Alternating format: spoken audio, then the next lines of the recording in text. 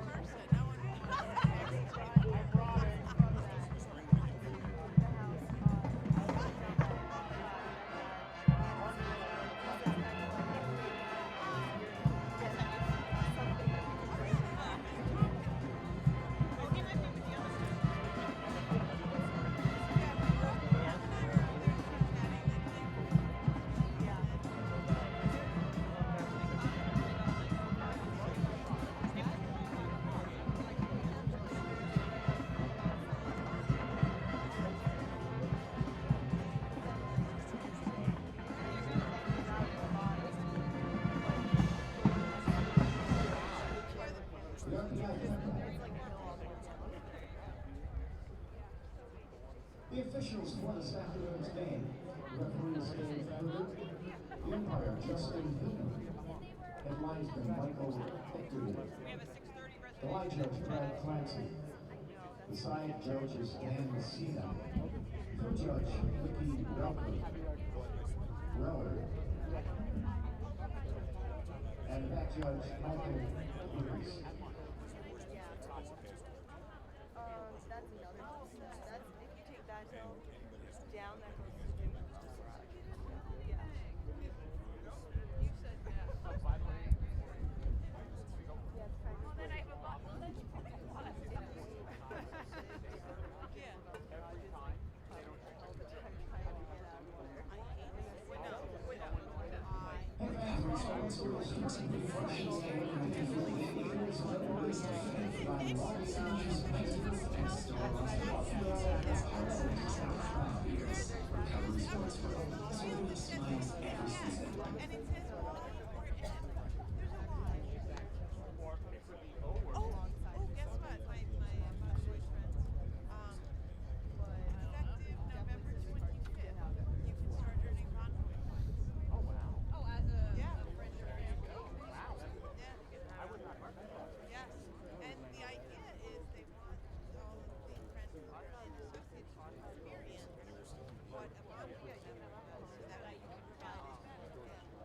That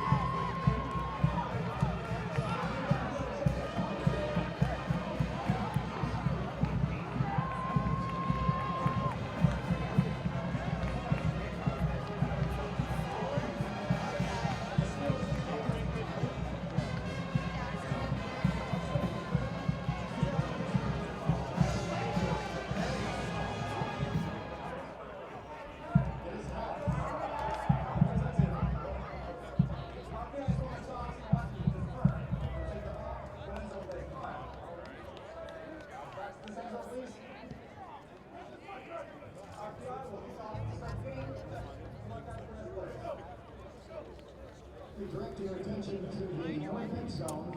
Let's meet the starting offense for the Engineers of RPI. At the left tackle, number 68, Luke Caution. And the left guard is number 70, Rick Benbasky. The starting center for the Engineers, number 51, Thomas Olson. And the guard, number 64, Jacob Grant.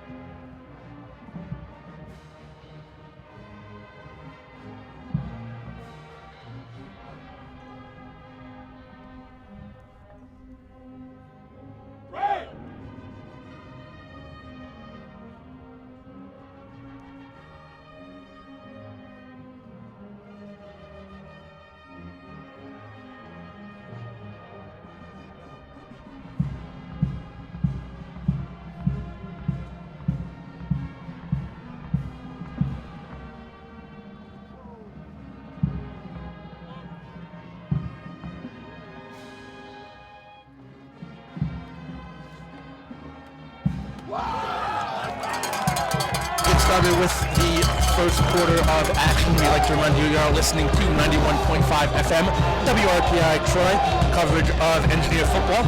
Ed DeGarren on with Kurt Stark here from the East Campus Athletic Stadium on the campus of RPI. And we'd like to thank the Rensselaer Union, which provides the funding for WRPI and all club-related activities of the Institute, including WRPI's coverage of RPI men's and women's ice hockey, football, and later on in the season, baseball. We'd also like to remind you that WRPI is on the World Wide Web. Plug your browser to www.wrpi.org. And you can hear our broadcast 24 hours a day, 7 days a week, so long as we are putting something on the air. It will be on the internet. Once again, it is www.wrpi.org. Teams taking the field now. RPI will be kicking off to Buffalo State. And right now, RPI just has to play their game. They have, nothing to play for as far as NCAA is concerned, but they still want to end the season going into the last couple of games here on a positive note. 3 games remaining for RPI this season. Here at Buffalo State, next week Ithaca, and then on the road at Union. Big game going on starting right about now. Union versus Ithaca for the Liberty League title. We'll keep you updated on what's going on there. Christian's out to kick it off for RPI, and he will boot the ball away. Taken by Buff State at about the 9-yard line, 10, 15, to the 20, and escaping one tackle, 25, sideline 30, and then finally taken down. That is Jackson on the return. Naz Jackson on the return for Buffalo State, and the Bengals will start out near their own 30-yard line today. Just underway here at East Campus Stadium, no score. Yeah, a nice tackle there on special teams too. Jackson running out of an arm tackle for RPI, and then the RPI tackler coming up and taking out the legs and tripping them up and starting, and all sorts of new rules in football, new ways of tackling and stuff, and teams have to adjust to that. It's been put in place for a couple of years now, but that was a nice tackle. Zach Chesky will lead his team out there to start. 1st and 10 for Buffalo State at their own 30-yard line. 31, pardon me. Oh, I'm all wrong today. They're out to the 34-yard line on that run. Yeah, and right up the middle, and RPI all over it. Minimal game for Buffalo State, but 2nd down coming up. That was Bailey on the run, starting running back for Buffalo State. It'll be 2nd down and 7 for the Bengals at the 34-yard line. RPI in their home red with difficult-to-read numbers. Buffalo State in white and dark blue. Very easy to read. Pitch goes to Bailey. Bailey's going to throw. That's a reception in the RPI territory to the 35-yard line, and Everett is tackled there. So it was the handoff to Bailey. Bailey throws down to Everett, and Buffalo State's at the RPI 34. Yeah, that's the simple... I used to coach Top Warner football. That's just simple basics. Don't look in the backfield and read the pitch. And RPI bit on the fake, and Everett was wide open down the sidelines for a 1st down. 1st and 10, Buffalo State at 34 of RPI. No score. 13:55 to go here. Quarter number 1 in Troy. It is sunny, windy, low 50s, I call it. It was high 40s when I left the house about 2 hours ago. Bailey gets the handoff on 1st down. Goes left.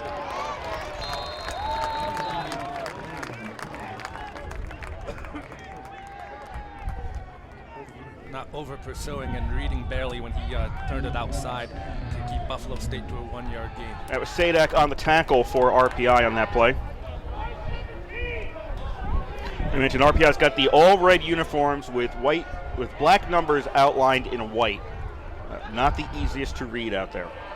2nd down and 9 at the 33 for Buffalo State. This will be pass completion in the flat to the 30, down to about the 26-yard line. Joe Stewart on the reception for Buffalo State. Yeah, Stewart was open. He had a nice screen in front of him by his offensive lineman, and he was able to get a little bit. So it's going to bring up a 3rd and about 1 for Buffalo State, but RPI defense doing a good job. Besides for that one play to Everett where he was wide open, but. RPI defense has to tighten up a little bit, but for the most part, they're bending, not breaking so far. Looks like Chesky has Ray and Bailey in the backfield on this 3rd and 1. Fakes the handoff to Bailey, keeps it himself. He should have plenty of room, and he's going to get the 1st down. I thought he had more room than he did. He does get to the 23-yard line. That'll be a 1st down for Buffalo State. Well, it looked like there was actually confusion there among Chesky and Bailey. It looked like Chesky wanted to hand it off, but Bailey didn't want to take it. And so finally Bailey saw, hey, there's a guy coming in to tackle you. I'll block him. You run. And that's exactly what Chesky did. He got the 1st down and, presumably broken play, and worked out for the best for Buffalo State. 1st and 10, Buffalo State at the RPI 23. 12-10 to go 1st quarter. No score. 4 wideout formation. Bailey in the backfield for the Bengals. Chesky will look over to the sideline as they're down to 6 seconds on the play clock. They have to get set. They do. 2 seconds. Now they'll snap the ball. Chesky looks downfield. Now he's going to toss the ball away. That was actually a lateral to Prawl near the RPI sideline. Goes incomplete and out of bounds. Yeah, and Chesky's lucky it went out of bounds because there was nothing but green in front of RPI if they happened to recover, but the ball went out of bounds and, very clearly lateral. But it almost looked like he was in front of the line of scrimmage, too, when he it may not have, back. So. May not have been a lateral. It may actually have been forward. It was close. So they're going to mark it as an incomplete pass. 2nd and 10 or at the 23. Bailey takes the handoff, goes left, tries to cut inside, can't find anything, and then he's smothered under at the 22. Well, right now RPI is keying on Bailey, and you heard Coach Isari mention it in the interview with Perry that Bailey is their stud running back. And so far he's been living up to expectations, but RPI has been up to the task. 3rd and 9 at the 22 for Buffalo State. They're going with the wind if they don't make it here, if they look to kick a field goal or try a field goal. 3 receivers to the right, 1 to the left. Bailey in the backfield. Chesky has some time, rolls out to his right. Now he's going to start running with the ball. He's going to throw the ball, and that is complete to the 4-yard line. Stewart's got it at the 4, but is he beyond the line of scrimmage is the question. Yes, there is a flag down on the far side of the field. I thought he was beyond the line of scrimmage. Looking at the replay right now, he's at the 30, he's at the 25, and he is beyond the line of scrimmage. He was way beyond the line of scrimmage there when he threw that pass, so this is going to come back.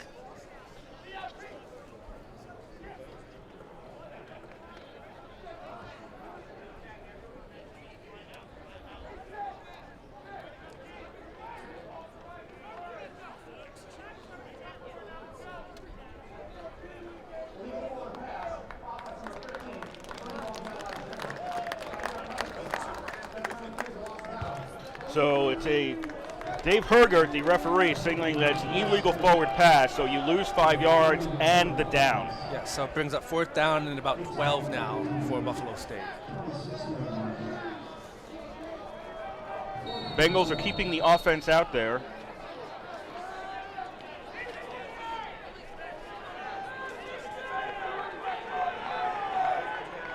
So they're not going to try would be a 43-yard field goal attempt at this point. They're not going to try that. They're going to, on 4th and 12, have 5 wideouts for Chesky. Chesky throws, looking over the middle. That's incomplete. Buffalo State wants a flag. They're not going to get one, and the Bengals turn it over on downs. We have 10:41 to go here, first quarter. No score between RPI and Buffalo State. Yeah, and I think that's a good, I hate the phrase good non-call by the official, but in this case, it warrants it as the receiver was still within the 5 yards allowance.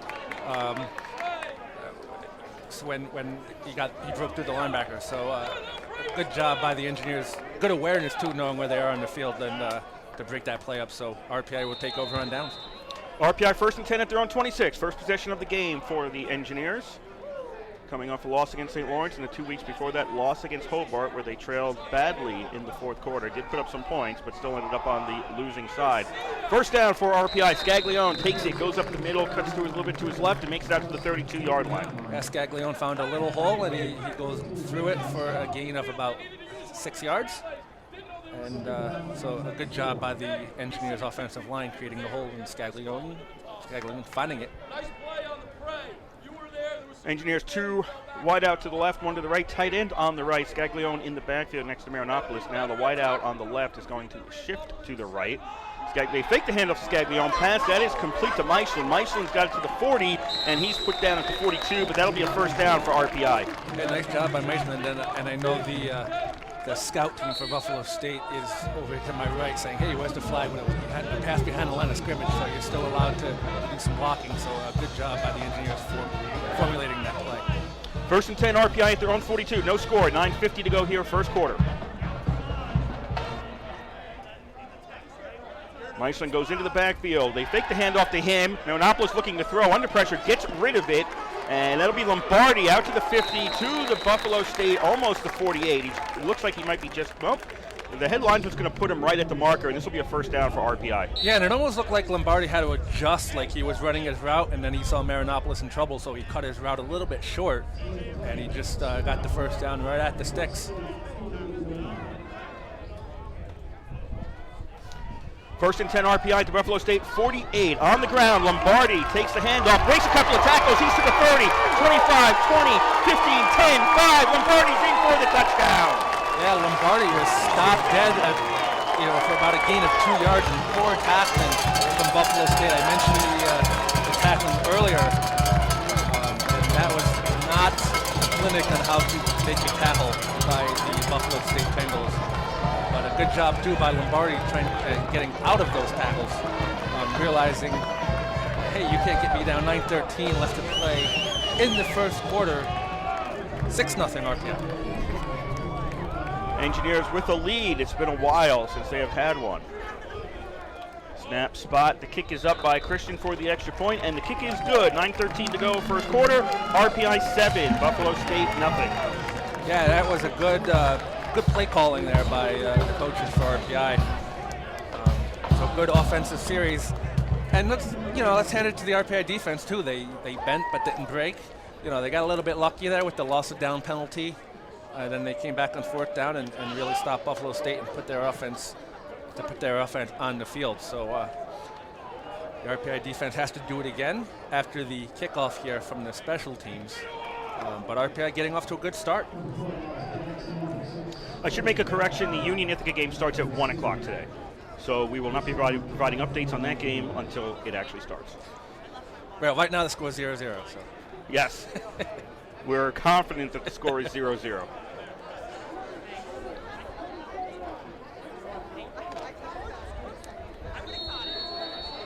And again, just turning in, the Union Ithaca game is the championship of the Liberty League. Winner goes to the NCAAs. So that will be determined with still 2 weeks left in the season. Christian boots the ball. Prawl takes it inside the 5-yard line to the 10, 15, 20. Hits a bunch of players, and he's down at the 22. And a good job by the Engineers tacklers collapsing the pocket for Pearl to get through, and then he just was able to go nowhere after the initial reception and run. But only got the minimum amount of yards that comes with special teams, and then RPI doing a good job collapsing that and making the tackle. 9:07 left to play in the first quarter. Buffalo State has the ball on the 22-yard line, 7-0 RPI. Chesky takes his team out for their second possession of the game. For RPI, this is the first time they have led since the Rochester game. They never led against Hobart, never led against St. Lawrence. First lead since they defeated Rochester. First down, fumble, and looks like it's Buffalo State that recovered. Everett got the pass. He fumbled it around the 22, and Bailey covered it. Yeah, a good thing for Everett Bailey was there because it was Bailey and about 4 Engineers, and Bailey came up with the ball. Bengals are very fortunate not have turned the ball over inside the 25.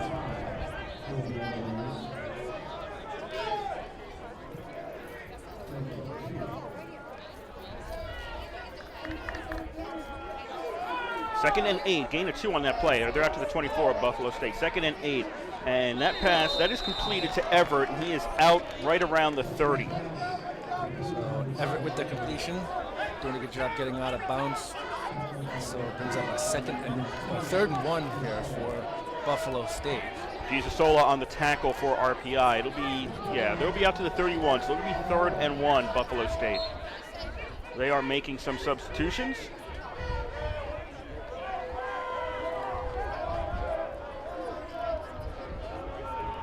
Third and 1, wideouts each side. They got a tight end on the left along with the slot back. This is a direct snap to Bailey. Bailey's going to get the first down easy. 35 to the 40. Bailey goes to the sideline, breaks tackle. 45, and now he's out at the 47 of Buffalo State, and that's a first down for the Bengals. Yeah, good job on the direct snap right to Bailey, and Bailey just immediately taking it around the outside and runs out of bounds by someone. No chance of us seeing the numbers for RPI on that side of the field. So these are tough numbers to read. The red uniforms with the white numbers, or the black numbers and white outlines, are tough to read on the other side of the field, especially when the sun is out. And it just makes it worse, it seems. 1st and 10 for Buffalo State at the 47. 7:35, and did somebody move? Yes, this 27. 87, sorry. 87. Stewart moved. So Buffalo State will be backing up 5 yards. Hobart has a 7-0 lead on St. Lawrence halfway through the first quarter. Update you on that.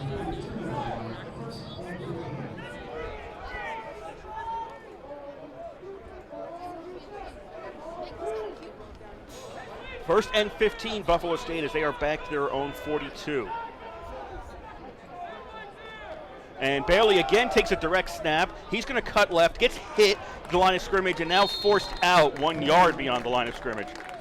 Yeah, he was stopped in the backfield, but he just bounced off the tackle.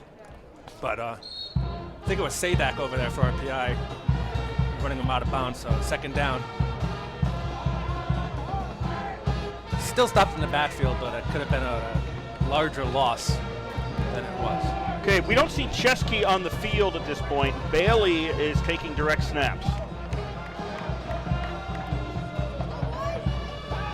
And Bailey is going to throw. He's going to put one up along the sideline. Stewart has it. He's to the 25, to the 20, and he's going to be in for the touchdown. So Buffalo State strikes back. That is Bailey to Stewart. That's a 58-yard pass completion, and Buffalo State pulls to within 1. Yeah, and that was actually a really nice pass by Bailey to Stewart. Caught him right in stride, and Stewart did the rest. But not bad coverage either by the Engineers backfield. Just Stewart got a step and got open, and for the touchdown.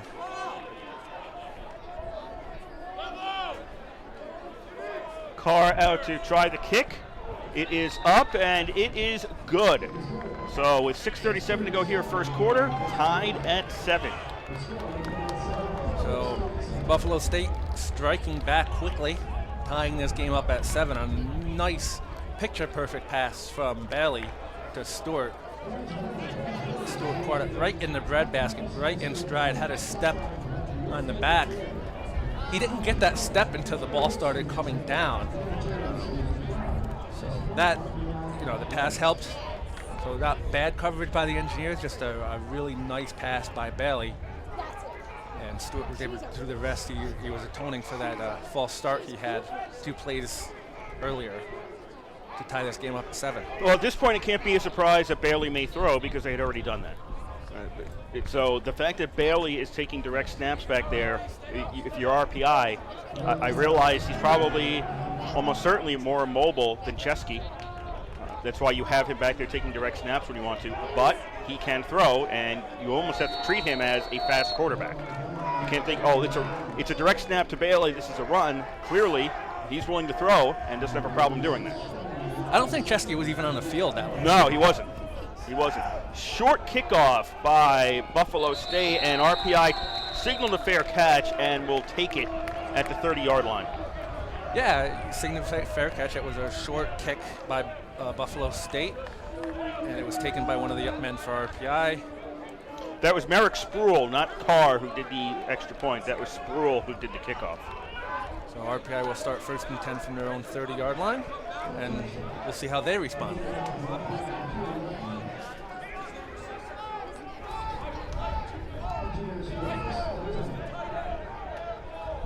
Tied at 7 here, quarter number 1. 1st and 10, RPI at their own 30.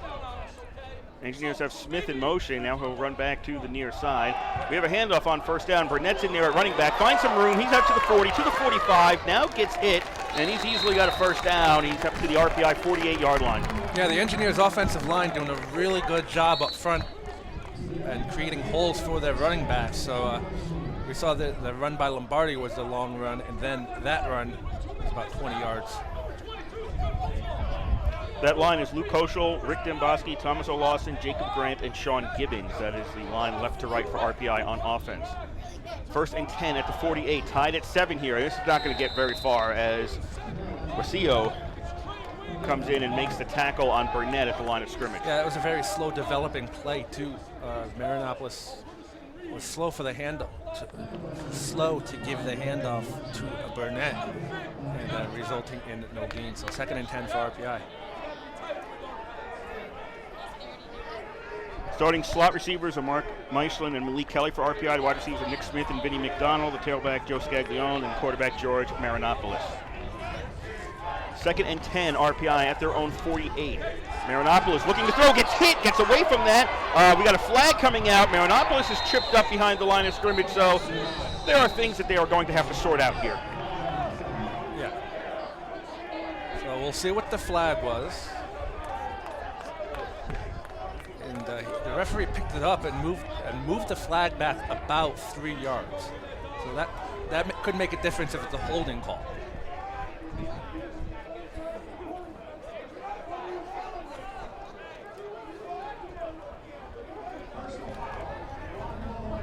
So it's a block below the legs against RPI.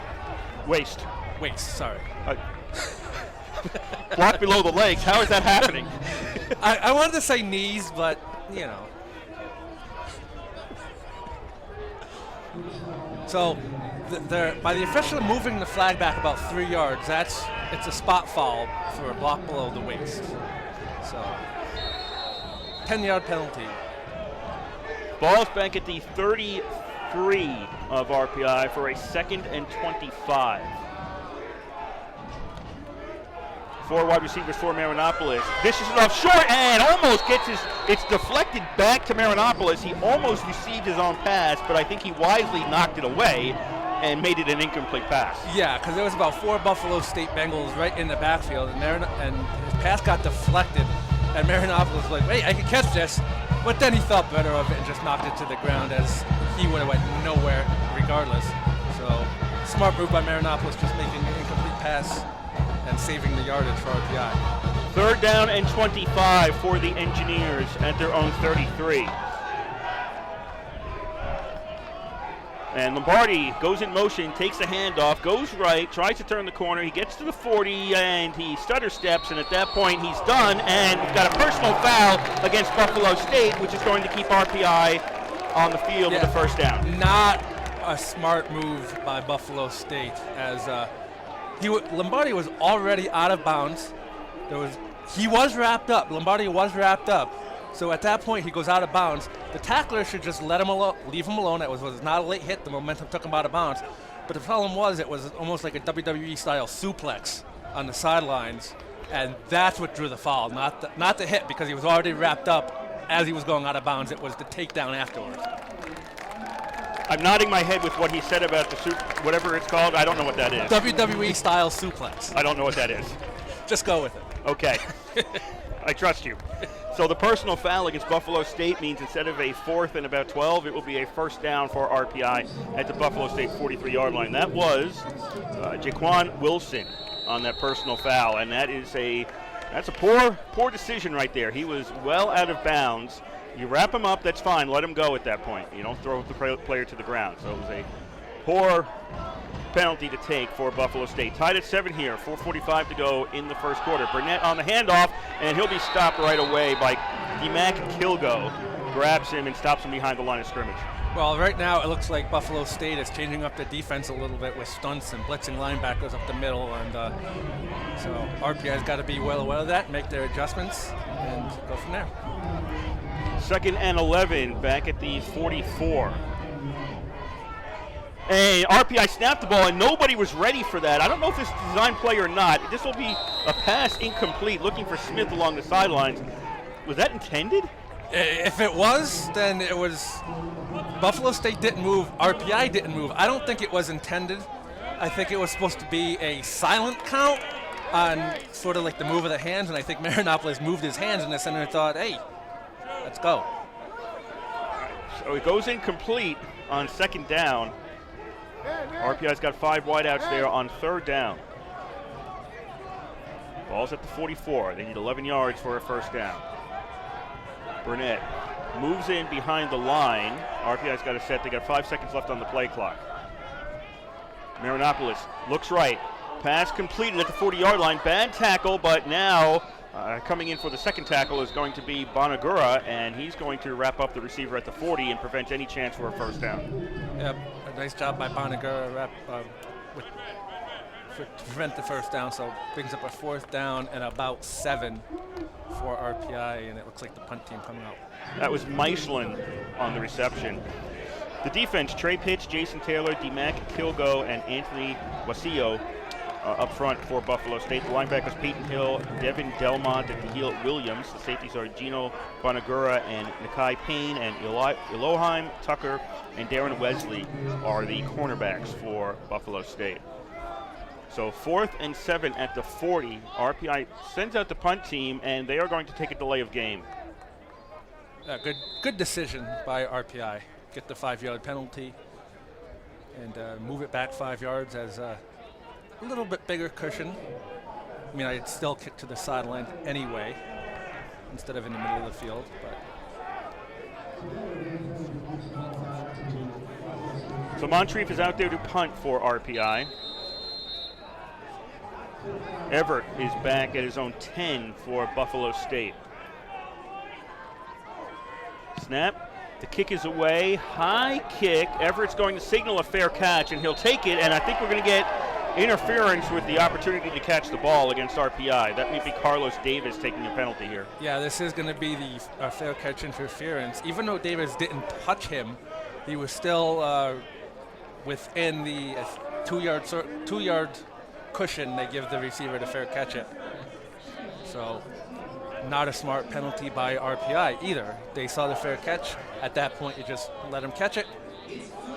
Or if he makes a mistake, pounce on the ball. But you got to give him the room to catch it. That's 15 yards. The ball brings the ball out to the 25-yard line. Ralph Izernia on the field doesn't like the call.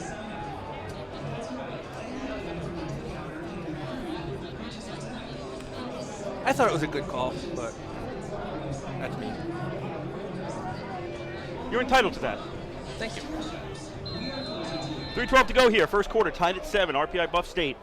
Buff State has the ball on their own 25-yard line, 1st and 10. 4 wideouts, and Chesky is back in the game. Dishes it off behind the line of scrimmage, and out of bounds at the 33 is McKinney. Yeah, it looks like those quick outs, those screens, those flat, and those jet sweep passes are working for Buffalo State. RPI is blitzing the linebacker, and they almost got a hand on it that time, but not quite. So if I was Buffalo State, I'd stick with what's working. RPI seems to be keying on Bailey, and the passes for Buffalo State seem to be working. So I would stick to throwing the ball until RPI shows you they can adjust. The people running the chain crew, somehow there was a mistake on that far sideline, and they moved the chain, so they had to reset the chains. We've been in a slightly extended between plays here, as they had to take a few seconds to do that. It's 2nd down and 2 for Buffalo State at the 33-yard line. And a direct snap to Bailey, and he's going to get stopped after a gain of 1. Yeah. That was Josh Cohen on the tackle for RPI. Yeah, and Cohen doing a good job with Bailey stopping him just short of the 1st down. So RPI's defense right now, they have to close up and prevent the 1 yard gain for Buffalo State and get this into a 4th down situation. 3rd down and 1 for the Bengals. And again, no Chesky. You've got Bailey in the backfield. Bailey takes the snap, and I think he's going to get the 1st down. Yeah, he dragged a couple of tacklers with him out to the 36, and that'll be a 1st down. Yeah, he was stopped before the chains. He would have been stopped short, but a good effort by Bailey dragging some tacklers forward over the line to get the 1st down. So 1st and 10 on a great individual effort by Bailey for Buffalo State. Buffalo State offense, Zach Chesky is the quarterback, Martin Bailey the running back, Derek Johnson the fullback. The wide receivers are DeJohn Stone, Praise Prawl, and Jordan Everett. 1st and 10, Buffalo State at the 36. Pass, that is completed to the 40, and getting some room, and now getting knocked down at the 41 was Prawl. He had some room, and I didn't catch who came in and just hit him and took him out. Yeah, well, I think it was a matter of nobody came in. I think he just ran into somebody and stopped dead. He was trying to, instead of just going forward, where he definitely would have had a 1st down, he tried to cut it back inside, get some more yardage, and he just ran into one of his own players or one of the RPI players and just stopped short. So it could have been a big gain, only turned into a gain of 6. Under a minute to go here in the 1st quarter, tied at 7. As Buffalo State has it now for a 2nd down play, and they'll switch it up. McKinney in the backfield takes it out to the 43, and that'll set up a 3rd down and 3 for Buffalo State. Yeah, McKinney just right up the middle again, and RPI there to stop him. So again, RPI has Buffalo State in a 3rd and short situation, and they're yet to stop them on 3rd down. Buffalo State offensive line, Kyle Schrader, Jake Van Wickhouse, Henry Palermo, John Stakowski, and Trey Smith. That is the line for Buffalo State. 3rd down and 3 for the Bengals at the 43-yard line. And somebody moved for Buffalo State, and there's a flag on the play. So 5-yard penalty after the motion. They called that on Trey Trawl, number 6 for Buffalo State. So 5-yard penalty. So 3rd and 8 now for Buffalo State.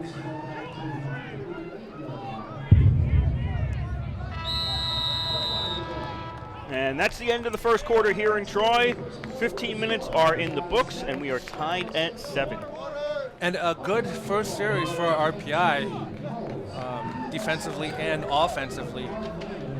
Had a long run to score the touchdown to take the lead, and Buffalo State came right back on a picture-perfect pass by Bailey to Stewart to tie this game up at 7. That's where we stand right now. So Buffalo State, we come back. They have a 3rd and 8 after the false start penalty by Trawl.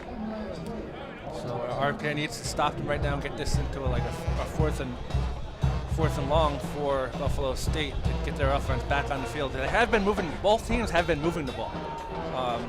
Buffalo State more with their passes, RPI more with the run. So different offensive style for both teams. Some team has to get a stop. RPI had one, their first defensive series. They were able to get a stop. Buffalo State scored on their 2nd offensive possession, and this is their 3rd offensive possession right now. And they have switched sides. It's Buffalo State going right to left, RPI left to right across your radio dial in quarter number 2. Tied at 7. Start of the second quarter. 3rd down and 8 for Buffalo State, and we've got another flag. Somebody moved. I don't know if they're going to call this on RPI or Buffalo State, because the RPI defensive lineman moved first, and then the Buffalo State lineman reacted to that. So we'll see what they call this. It's either going to be encroachment or a false start. And they are going to call encroachment against RPI. So 3rd and 3 now for Buffalo State again. So it looked like it was he baited him to move. I think he got back, but the fact that he crossed the line, causing the offensive lineman to move, is what they called. So 3rd and 3. 3rd and 3 for Buffalo State. 3 wideouts to the right, 1 to the left. Chesky throws, and where did the ball go? It's McKinney, the intended receiver. I don't know if it was still live when it went off him towards the sidelines, but however you slice it, nobody caught it, and it's incomplete.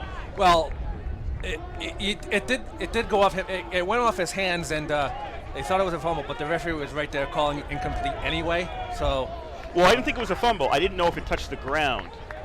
So if it goes off him. Yeah, no, it hit the ground because the near side official called it incomplete before anything happened. So incomplete on 3rd down. It'll be 4th and 3 for Buffalo State. And Zajac will come out to punt for the Bengals. Kicks it away. Fair catch called by Lombardi. It hits him.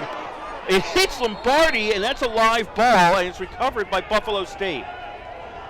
I don't know what Lombardi was thinking there. I'm pretty sure it hit Lombardi. No, it definitely did. It definitely did.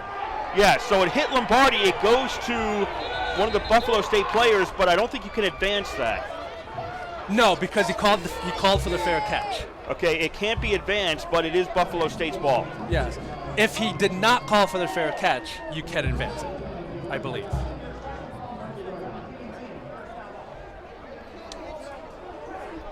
But I don't know what Lombardi was thinking there. He called for the fair catch. He knew he wasn't going to catch it. Get away from it. Don't try to catch it at that point.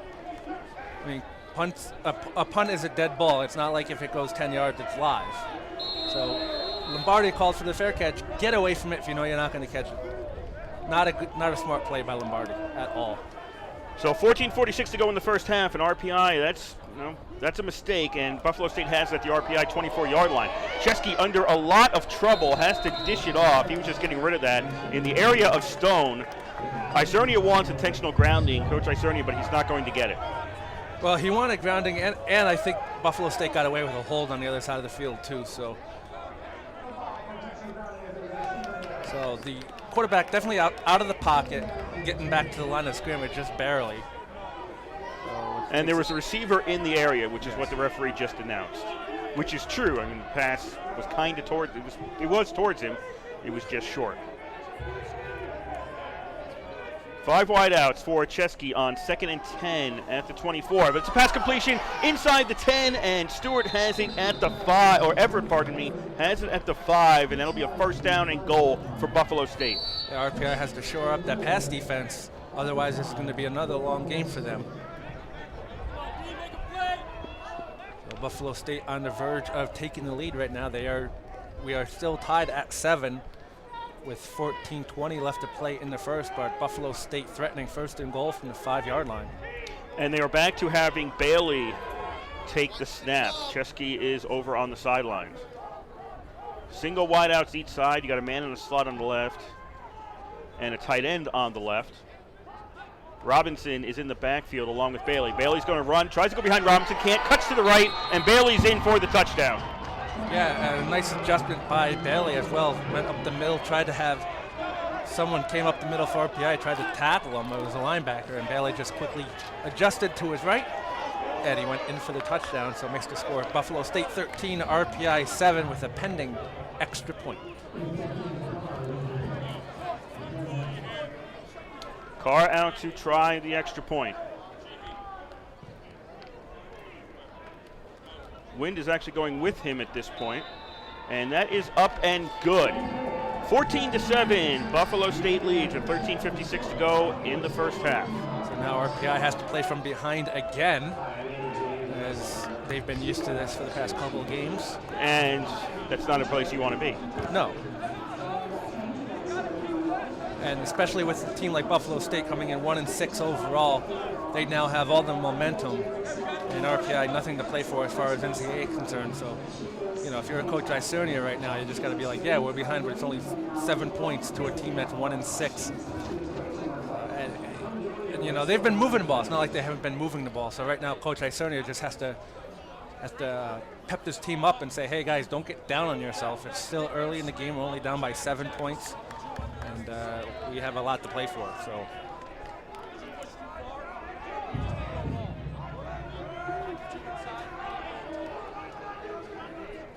For Buffalo State, Ed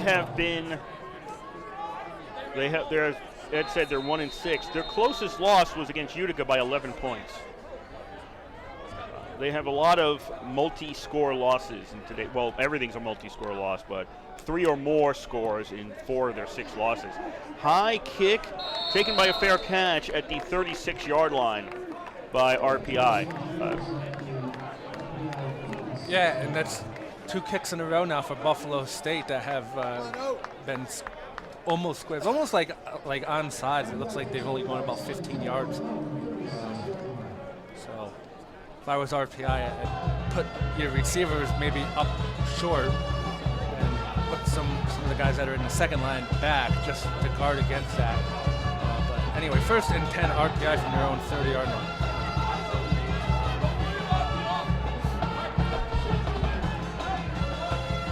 Engineers trailing by 7 in the second quarter. 3 receivers to the right. Marinopoulos throws over the middle. That is complete to the 45, to the 50, and into Buffalo State territory is Avery. He's down at the 47. Yeah, nice pattern by Avery too.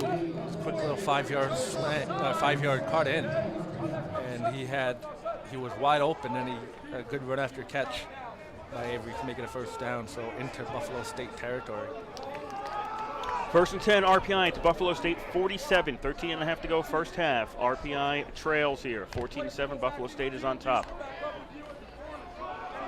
Marinopoulos is going to hand off to Munoz Watts. He's got room on the left, gets upended inside the 40, but he does pick up 9 before he ultimately hits the ground. Yeah, Munoz Watts gets upended.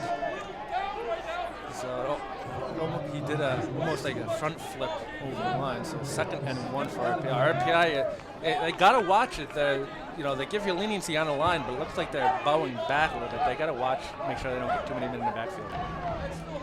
RPI, this is a broken play. Where did the ball go? Marinopoulos was trying to hand off to Munoz Watts, and then everybody on defense showed up. Wazio was the first person there, and Marinopoulos goes down, maintains possession of the ball at the 44. but that play had nothing going right for RPI. Yeah, and RPI right now has to get on the same page. It looks like Marinopolis is not on the same page with his bats. So, have to regroup. 3rd down and 7, ball at the Buffalo State 44. Munoz Watts is in the backfield for RPI. 4 wide receivers for Marinopolis. Marinopolis looking left, looking right, gets hit and taken down at the 48. Never had a chance there. Zimmerman comes in and sacks him, and RPI's got 4th and long.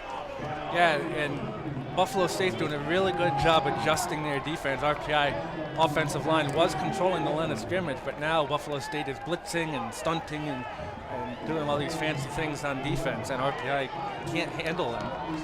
So RPI once again has to come in and punt. It's a 4th and 11 at the 48 for RPI, and Moncrief is out to punt. Everett back at the 15. Moncrief's kick is high. Everett watches it go out of bounds. It actually lands out of bounds, so no attempt for a return here, no possibility for a return. It's out of bounds at the 24-yard line on the Buffalo State side of the field. We have 11:27 to go here in the first half. It's Buffalo State 14 and RPI 7. And again, Buffalo State going back on offense after scoring their last offensive possession. So RPI defense trying to stop the bleeding after they had a good first defensive series.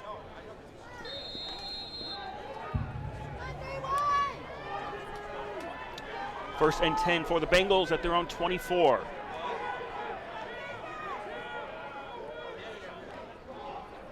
Chesky fakes the handoff, keeps it himself, runs to the right, gets upended, and he's able to get back to the line of scrimmage. Yeah, and a good job by the defensive end staying home and reading, not biting for the fake.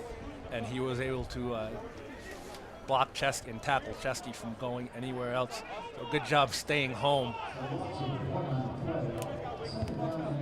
Gisasola on the tackle there for RPI. 2nd and 11. We'll say it's a loss of 1 on that play on what was a Chesky run. 2nd down and 11. Chesky rolls to his left, puts the ball up in the air, and he's got it, man, and that is a nice completion to Jackson into RPI territory. He's out of bounds at the 41. Yeah, blown coverage as there was a back covering, but the defensive back covering the man who caught the pass got off his receiver and went and tried to get Everett in shorthand, which made Jackson wide open. RPI has to do a better job of covering. RPI had a lot of trouble with St. Lawrence's pass offense last week, and that led the Saints to open up a 35-0 lead by the time the 4th quarter was well underway. Pass in the flat for Buffalo State. That'll only get him out to the 39-yard line. Was that Ray on the reception? Yeah, no, that was Bailey. Bailey. And RPI, when Buffalo State does those passes behind the line of scrimmage and their screen passes, RPI is right there to cover them. It's just when they send the receiver out more than 10 yards, RPI doesn't seem to know what to do. Called a gain of 2 to Bailey. 2nd and 8 for Buffalo State at the 39-yard line of RPI. Hand off to Bailey. Bailey trying to go up the middle, almost turned to get away, but he only gets a yard out of this. He was trying to turn just to get free, but he got caught by one of the defenders, and gain of 1 for Buffalo State. Yeah, good job by the RPI linebackers reading the play and staying home and making sure Bailey doesn't get anywhere else besides 1 yard. So this brings up a 3rd down for Buffalo State. You have to wonder if they pick up a few yards, would they go for it on 4th down here? I would. 4 wide receivers, Bailey in the backfield. Chesky takes the snap. He's going to throw, and is that caught? Nope, incomplete. I couldn't see the ball after it went off the hand of Jackson at about the 33. So it's incomplete now, and it's 4th down for Buffalo State. Yeah, and Jackson almost made a very nice play, almost a one-handed catch, but nothing doing. He would have been short of the 1st down anyway had he caught it, but a nice effort by Jackson. 4th down for Buffalo State. Looks like they're going for it. Christian Ozolins' team, he's the head coach of Buffalo State, 1-6. Why not go for it here? Fourth down at the 38-yard line. 5 wide receivers for Chesky. Takes the snap. Scanning the field, under pressure, gets away from that. Rolls out to his right. Now he's going sideline, and that'll go incomplete. And so Buffalo State turns it over on downs at the RPI 38. We have a hat down by one of the referees. Not that means anything. 8:57 left to play in the half. 14-7 Buffalo State. And RPI will take over on downs. They will start 1st and 10 from a decent field position for them.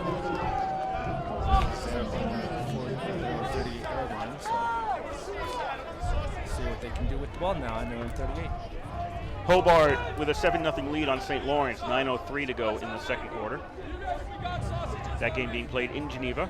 The Union Ithaca game is being played in Ithaca. 1st and 10 RPI at their own 38, down by 7. Munoz Watts goes in motion from the far side.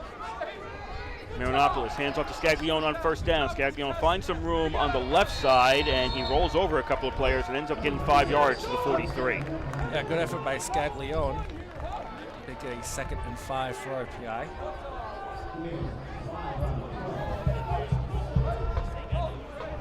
Difference in the game right now is a short field touchdown by Buffalo State. That was off a muffed punt return by RPI. Both teams had big plays to pick up touchdowns for the other two scores. Munoz Watts again in motion on what is 2nd and 5. Marinopoulos wants to throw, goes looking towards the sidelines, and is that complete by Palmer in the field play? Yes, he got a foot down at the 42. That's a 1st down. Yeah, great catch by Palmer. Even better throw by Marinopoulos. Marinopoulos put that ball where only Palmer could get to it. And it was either going to go out of bounds or Palmer was going to catch it, and Palmer said, I'm going to catch it. So great throw by George Marinopoulos. 14-7, Buffalo State leads. 8 to go here in the first half. RPI 1st and 10 at the 42. Scaglione takes the handoff, moves to the right, gets past the line, and he stopped at the 36. Gets about 6 on that play. Scaglione was stopped, and it almost looked like Buffalo State got away with a face mask. I think that's what Scaglione is telling the official, saying, hey, watch the face. Lazio on the tackle for Buffalo State. It'll be a 2nd and 4 now at the 36 for the Engineers.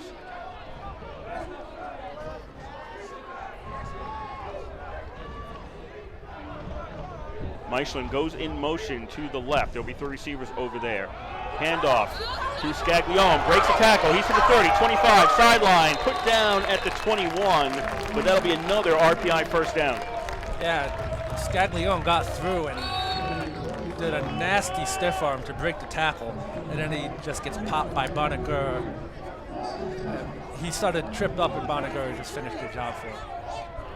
1st and 10 RPI at the 20 of Buffalo State. 7 to go here first half. Buffalo State 14, RPI 7.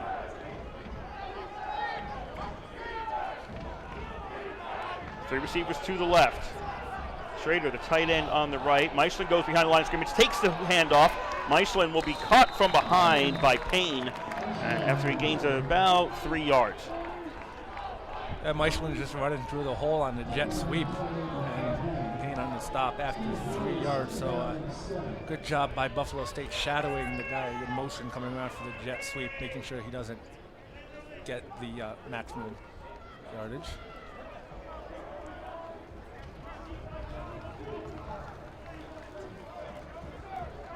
Second and 7 RPI at the 17-yard line.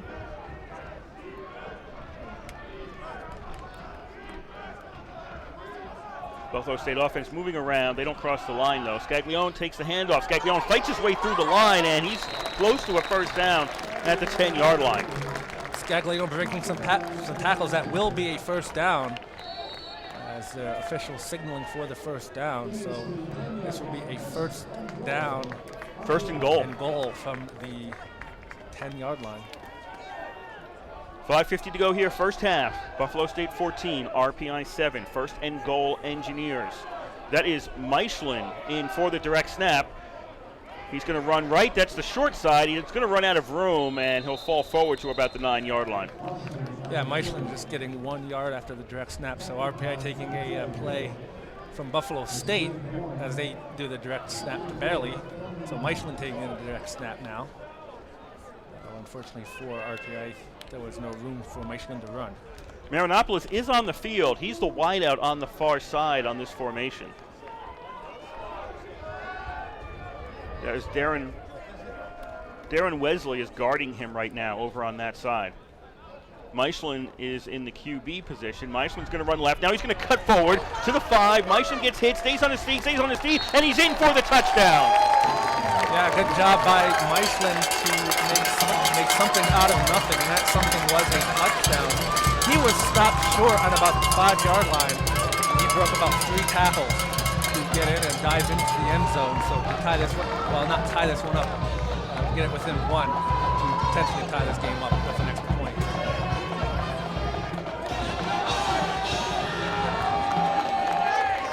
Christian out to try the extra point.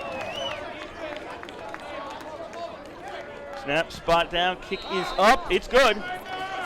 Tied at 14 with 4:57 to go in the first half. So RPI offense responding. They started on their own 38. They had great field position after a turnover on downs.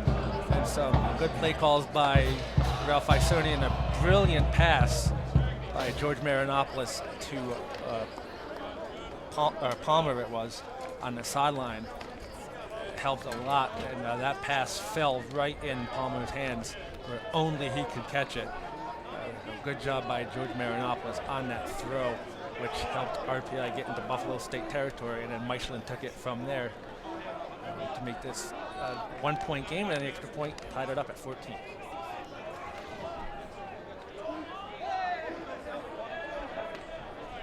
Christian getting ready to boot the ball away.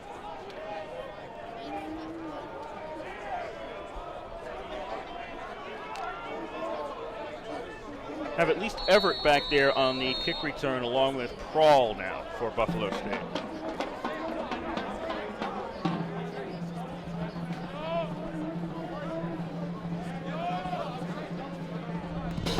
Christian boots it.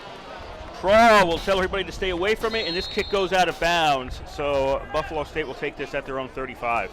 Yeah, it's a slight mistake by Christian as the kickoff goes out of bounds. And Prawl doing a good job telling everybody to get it away from the ball.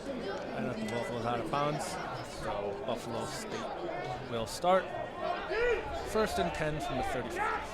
RPI's defense coming out there. That is Machi Conquo, Andrew Benitez, and Antonio Rogliano as the line up front. Alec Hazard, Grant Tragnick, Jack Fallon, and John Sadak are the linebackers. Blake Battle and Andre Giasola are the cornerbacks, and Joey Katowski and Francis Perry are the safeties for RPI.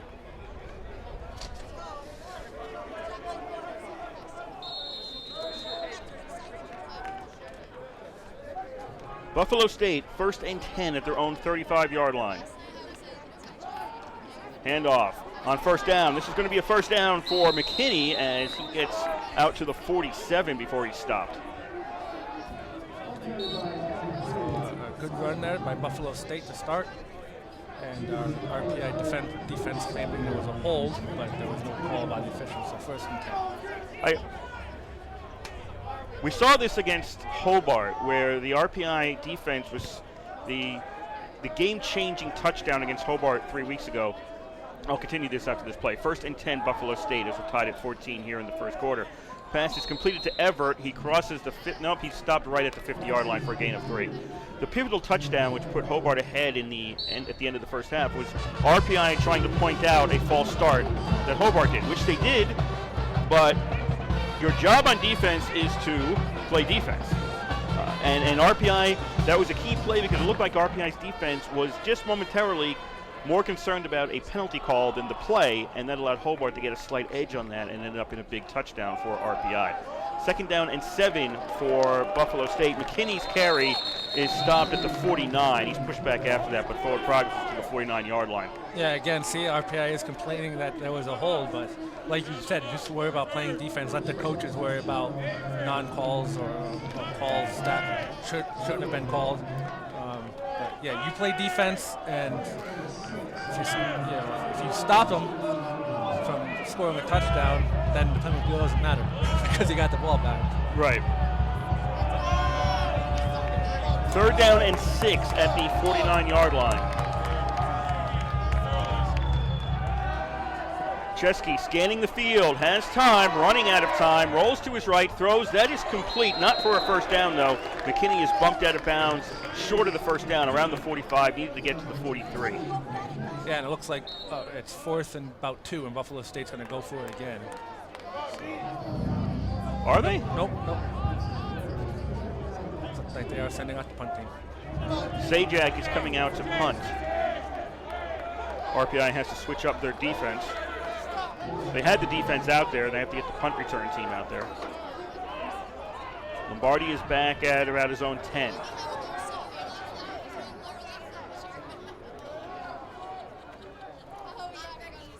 High snap. Zajac brings it down. Boots it. Lombardi, fair catch at the 15-yard line. He's got it. There's 2:35 left to go in the first half. Flag also on the play. 2 flags on the play. I think this is going against Buffalo State.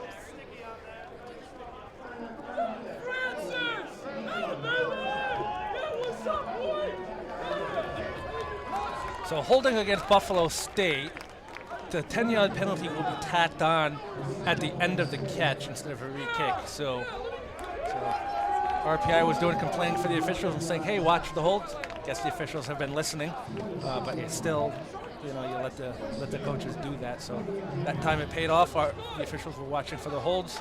That time they called it. So RPI will start 1st and 10 from their own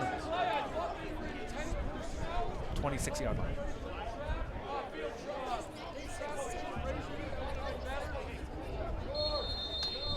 Tied at 14. RPI be getting the ball to start out the second half. Marinopoulos on 1st and 10 at the 26. Throws, looking for Lombardi, and his hand might have been hit. That goes incomplete. Yeah, they were coming in, and Marinopoulos just sort of stepped aside, and the ball sort of went into the turf. You are listening to 91.5 FM WRPI Troy, coverage of RPI football here from East Campus Athletic Stadium. Ed DeGarry along with and Kurt Stark here on the call for you. Currently tied at 14, RPI and Buffalo State. 2nd and 10 at the 26 for RPI. Marinopoulos under pressure, gets rid of this one very quickly. Burnett has it. He stiff arms one man, 35. He's out at the 38, but that'll be a first down for RPI. Yeah, and a good screen from RPI looking to Buffalo State, and a good stiff arm. But again, with the stiff arms, you got to be careful with the stiff arms to the head. You can't touch the face mask. Very rarely do the offensive face mask get called on the stiff arm, but you still got to be careful. 1st and 10 RPI at the 38, 2:05 to go here in the first half. Marinopoulos is under pressure, gets rid of the ball, and that'll be incomplete. He was looking for Smith in the broadest sense of looking for. He was just looking to get rid of the ball. Smith was in the area. Yes. So the coach for Buffalo State seems okay with them. Well, because the intentional grounding, but because when Coach Isernier was complaining, that was basically the same distance between the receiver and the ball from when Coach Isernier was complaining to what Buffalo State just got. If you're going to call it one way, call it the other way. That's fine. Yes. 2nd and 10, RPI, 1:59 to go in the half. Marinopoulos has to get rid of the ball quickly. Burnett has it on a short pass to the 40. Burnett hit at the 45, and he is down there. It'll be 3rd down and 3 RPI. Yeah, the screen pass seems to be working for RPI. Burnett with the catch. Marinopoulos doing a good job finding him. But again, Burnett has to be careful with the stiff arm that time. Again, a little bit too high in the face. So RPI is lucky they're not getting called for it now, but Burnett needs to be a little bit more careful with where he's putting the arm. 3rd down and 3 at the 45 for RPI. Marinopoulos to throw. He's going to put it up, looking for Burnett, can't handle it, trying to make a one-on grab along the sidelines, can't handle it, and he's out of bounds. And the ball is incomplete, and now it's 4th down and 3 for RPI. Yeah, almost a nice catch by Burnett, by Ralph Isernier. Just briefly said, hey, there's pass interference right there. I knew he wasn't going to get anything from it. but he just hadn't mentioned it, so RPI will punt. If anything, he wants holding, because a pass interference call, they could just say, well, ball's uncatchable. You know, no pass interference. You're looking really for a holding there.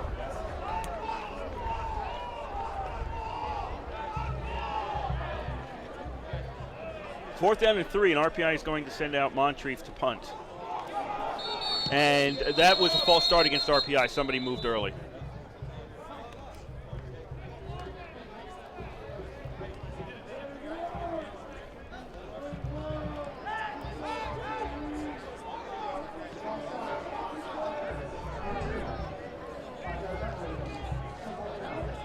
So it'll back RPI up 5 yards for this punt.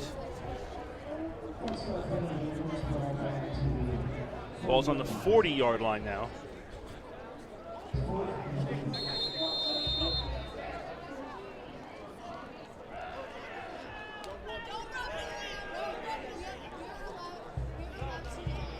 Everett back for Buffalo State around his own 25-yard line.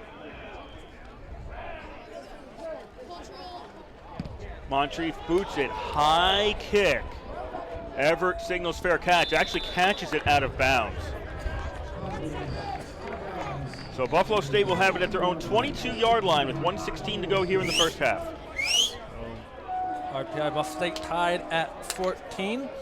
Buffalo State doing a good job stopping RPI on offense as Buffalo State again comes out for another offensive possession. RPI has a stop. Then Buffalo State scored on 2 consecutive possessions. RPI stopped them again. And now Buffalo State out. If you're Buffalo State, you're hoping RPI doesn't stop you and you get a touchdown and you get in halftime with a lead here over RPI. First and 10 at the 22. Pass. Is that caught? Looks, nope. They're going to say incomplete. They're going to say it hit the ground. Stewart did not catch that. That was a late whistle, but Stewart was tackled. He was tackled after we got the first down, but again, it was an incomplete pass. So a very late whistle by the the late whistle is the key there. Yeah. It took a while before the whistle came out to tell everybody that play should be dead at that point. And from where we are on the 6th floor, the field's on the 2nd floor here. This is the 6th floor. It was too close for me to tell. It was real tight there. Not a lot of complaining by Everett, pardon me. Bailey takes the ball on a pass, and he's out of bounds at the 24. And so an incomplete pass and an out of bounds at this point has the clock at 1:07 to go here in the first half. And Buffalo State looking at a 3rd and long, which means RPI can be getting the ball back again. They also have 3 timeouts. RPI does. Both teams have all 3 timeouts. Yeah, so Buffalo State right now is hoping for a first down to keep the ball. RPI needs to stop them to resume get good field position. Chesky takes a snap on 3rd down, gets away from the man pressuring him, still has the ball, 25. Chesky's going to get forced out around the 27. And that was Sadak on the tackle for RPI. And somebody taking a timeout here? No, he was out of bounds. Yes, I know, but Oh. I thought somebody had signaled timeout. Oh. I was wrong. Well, that time RPI defense did the right thing. They were blocking the sticks and covering all the receivers, and they just let Chesky run the ball. Nope, you were right. You were right. Buffalo State took the timeout. Well, they just took it. Well, they proved you right, Kurt. They were listening to our broadcast. I guess I was right 20 seconds early. But anyway, what I was saying, the RPI defense was doing a good job covering the receivers to make sure Chesky couldn't get a pass off. And they just sort of waited till Chesky crossed the line of scrimmage before they went after him to sort of force Chesky into running the ball to get out of bounds and stop short of the first down. So great awareness there by the RPI defense. So You also wanted him to go out of bounds. Yes. To save a timeout at that point. I mean, Yes. Buffalo State, because you're inside 2 minutes, the play going out of bounds stops the clock until the next snap. So Buffalo State taking a timeout here doesn't matter. They just want to talk things over for this punt return, and they're probably not going to have a big need unless they get the ball for these timeouts again. So you might as well use it now and get yourself straight. And then RPI is now going to get the ball back with about 45 seconds left and 3 timeouts and good field position. So, and the screens have been working, so we'll see what Ralph Isernia draws up to try to get his team a lead in halftime. Under a minute to go. Hobart leads St. Lawrence 14-0. And they are probably underway in Ithaca at this point. They are. No score early in that game. So the ball gets snapped back to Sajak. Good kick. Lombardi has to retreat on this. Signals for a fair catch, and Lombardi grabbed it around the 28 of RPI. So there's 48 seconds left in the half. RPI's got the ball, tied at 14. Yeah, and Lombardi sort of got lucky there. He had to go all the way back to make that catch. So he made the catch and stopped the bleeding. So now RPI has 48 seconds to go 78 yards. 72 yards, sorry. And get themselves a lead in 3 timeouts.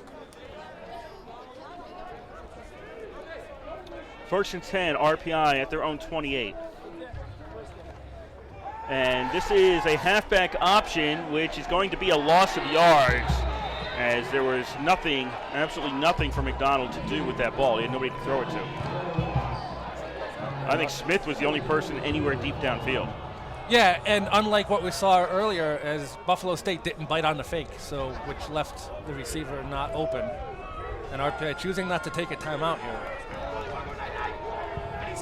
20 seconds to go in the half.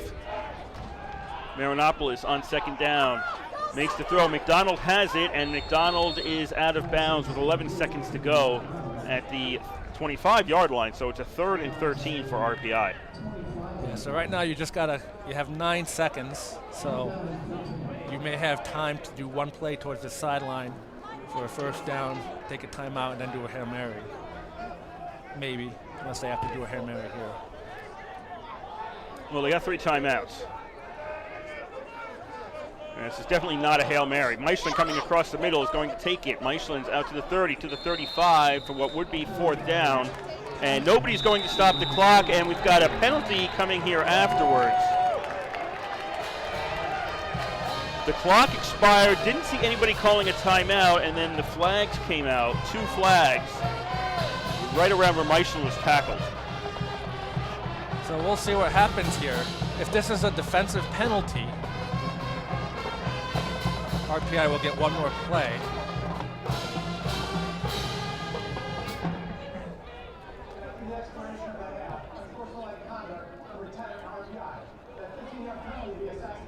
Okay, so the penalty is against RPI. The half is over, and Buffalo State will be kicking off from the 50. They'll assess that at the start of the second half. So Buffalo State kicks off at the 50 to start half number 2. As we are in halftime right now here in Troy, tied at 14, RPI versus Buffalo State.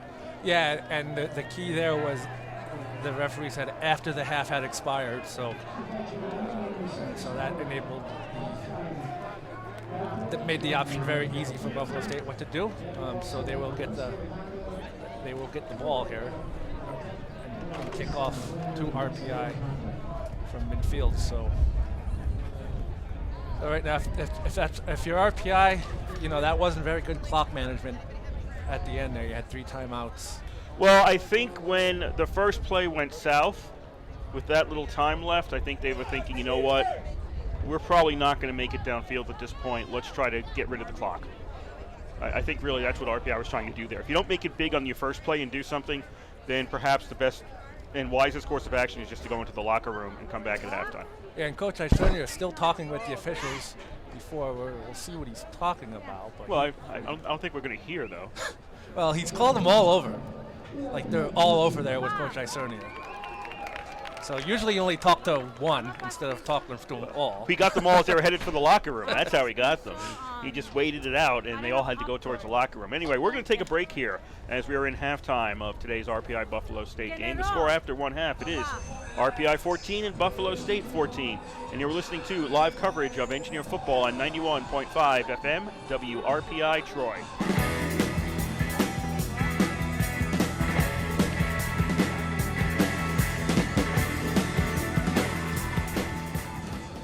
Hey, Hey, Ranger, why do you have to remind people to be careful with fire?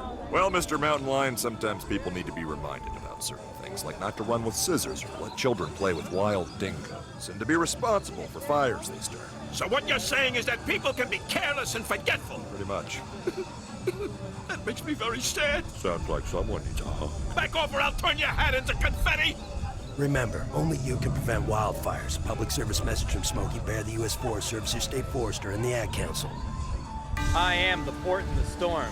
I am the line in the sand. I am the rescuer in the dark. I am the enforcer of the seas.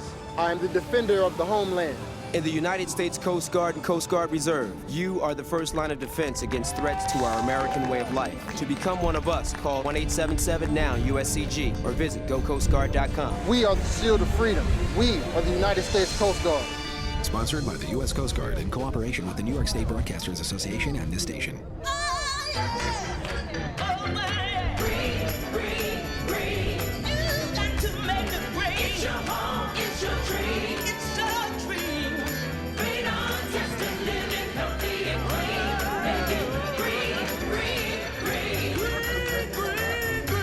Making it green is making sure the air in your home is healthy for your family to breathe. Make sure you test your home for the presence of radon. It's easy.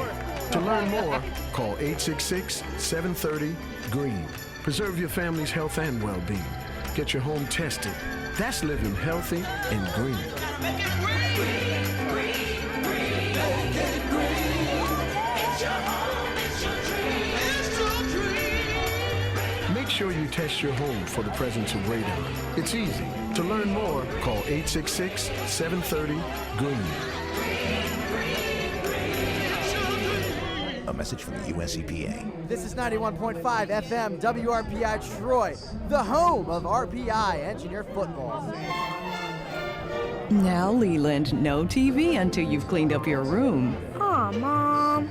Once upon a time, being a parent was simpler. Today, not so simple. Hey, Crash. Crash! Take out the buds, please.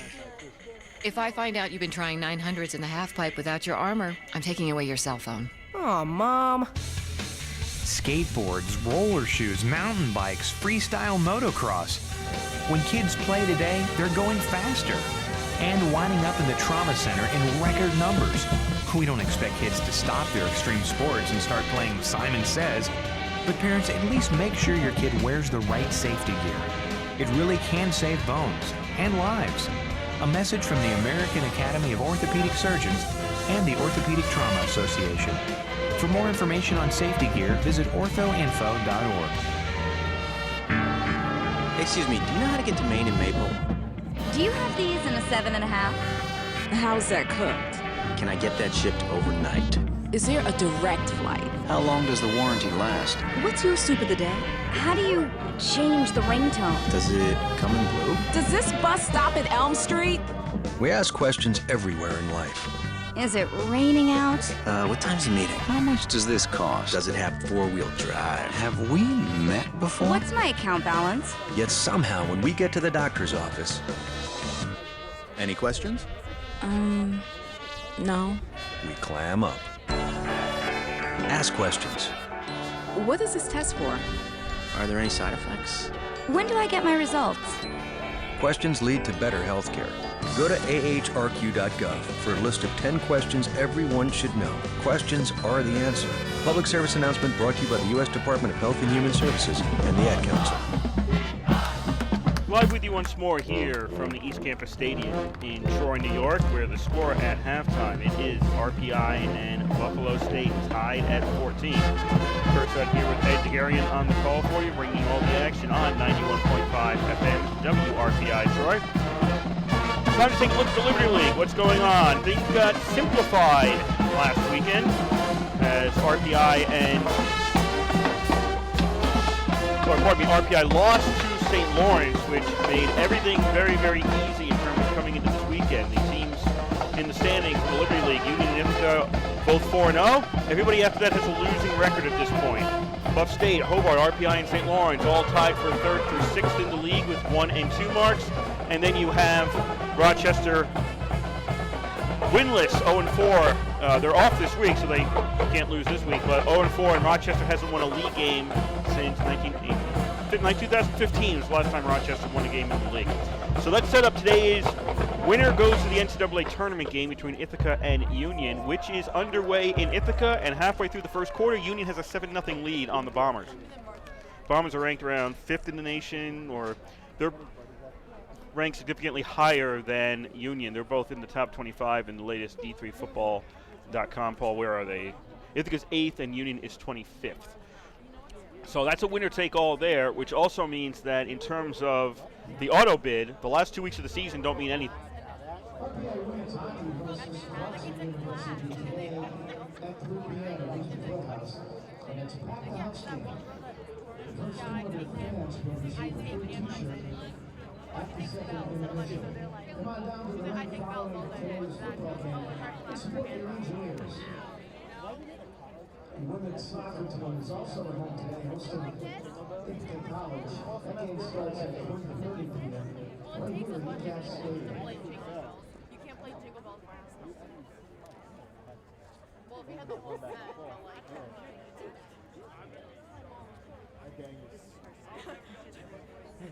Wait, that's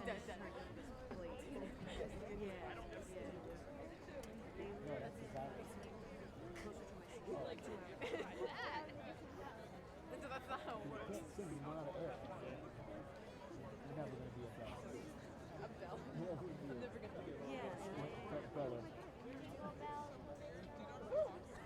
I only knew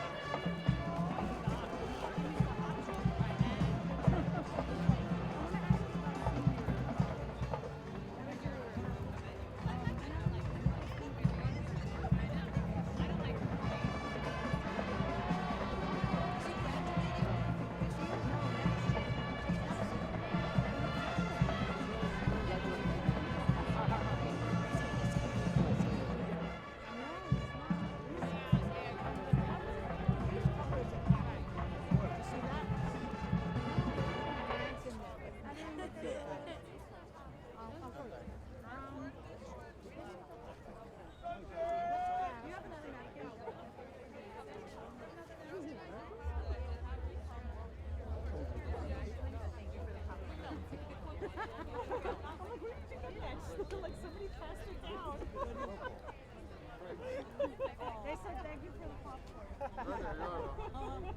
Did you meet? Hey fans, present your game ticket at Sunday at Toy Plaza and receive 10% off your order. Sunday, just down the hill at Toy Plaza. Nick and Grant are best friends. My son and her son. Okay.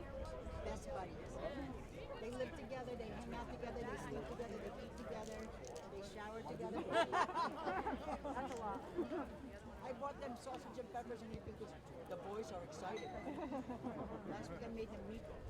The 2019-2020 RPI hockey season is just around the corner. Come out and see some of the biggest names, Frozen Four finalists, and ECAC tournament winners at the Hockey Gymnast. Contact the box office to reserve jerseys today at 518-276-6262. Let's go red. Mom, look at Marissa and her friends. If he's already on the list of seniors, then they would have gotten closer to either one. They don't make you.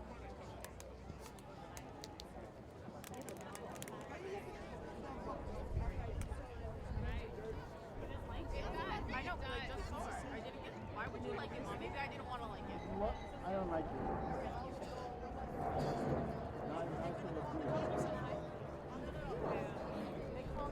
Go back to her first picture ever.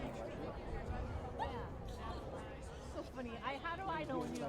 I know. Wait. So I'm seeing the parents go my mom and dad and they have a poster for the kids. So that's why they would have gotten an email. But it was a group, so I didn't see whose names were there. It was a blank box. But I'm gonna find out.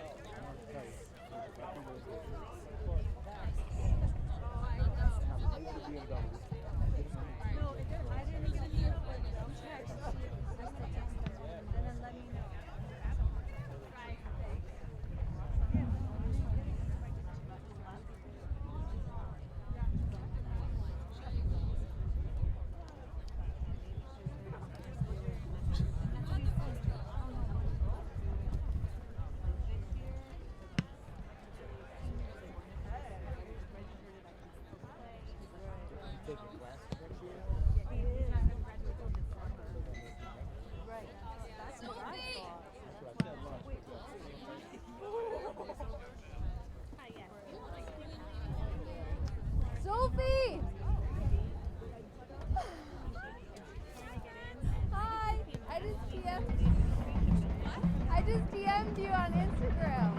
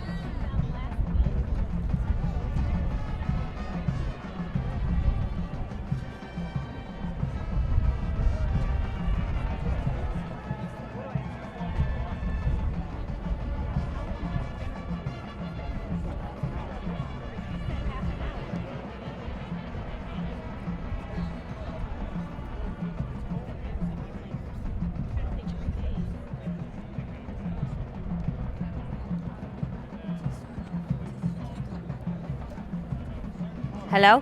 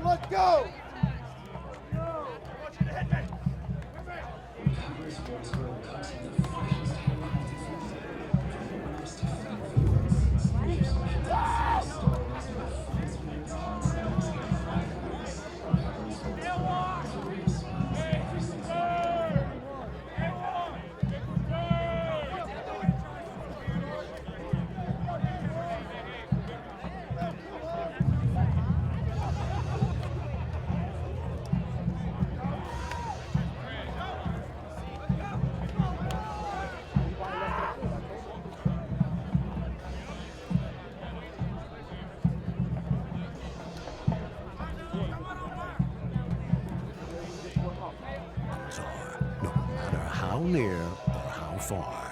I will not pass gas in your face, because the gas I pass is worse than mace. A silent but deadly cloud of toxic waste. The end. Secondhand smoke contains hydrogen cyanide and other lethal gases. Gases that are especially harmful to kids and babies whose bodies are still growing. Don't pass gas, take it outside. Get the facts at don'tpassgas.org. A message from the American Legacy Foundation and the Ad Council.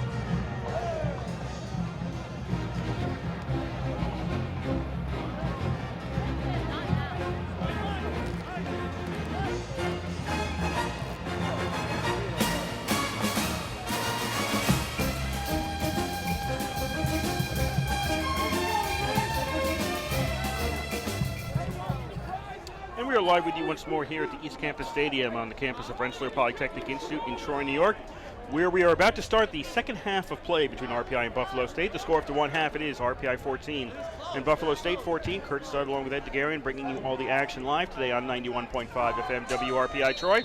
Because of the personal foul penalty at the end of the first half, Buffalo State is getting ready to kick off from the 50-yard line, and they are going to boot this one, and it will be at the goal line, and it's going to be downed in the end zone, and Munoz Watts was confused. Can he down it in the end zone, or is it going to be at the 1-yard line? There is confusion on this, and it will be a touchback, and RPI gets it at the 25-yard line. Well, he's also lucky he didn't take a step out, because if he stepped out then came back in and downed it, would have been a safety.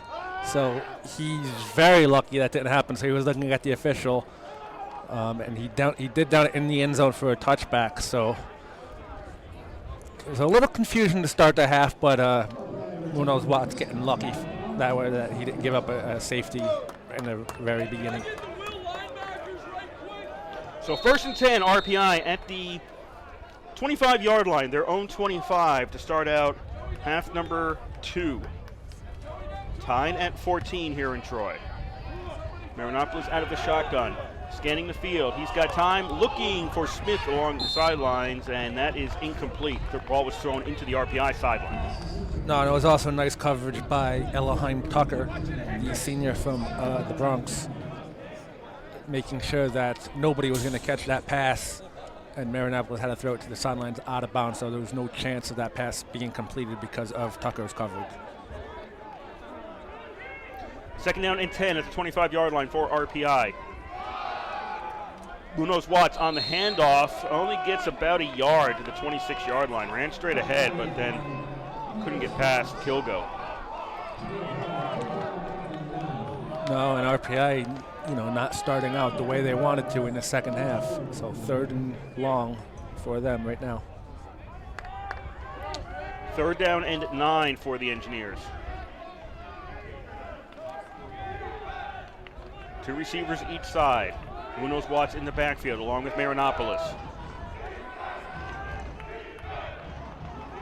Now RPI is going to send Lombardi in motion to the far side. Marinopoulos looks that way. Pass, that's complete to Michelin, but he's caught behind the line of scrimmage.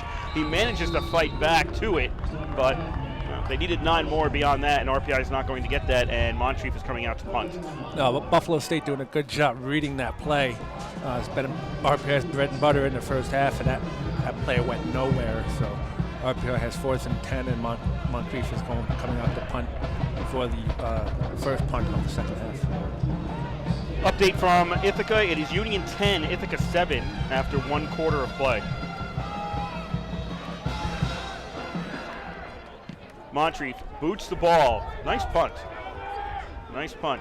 Taken at about the 28-yard line, 30, and maybe out to the 35. That was actually a good run back by Everett. And we've got a flag on the play? Yep, flag down. Coming in after the play, so.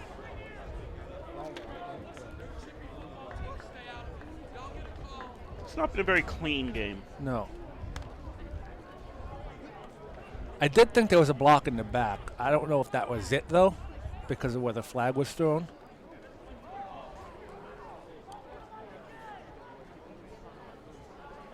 This seems more complicated than a block in the back. Yes.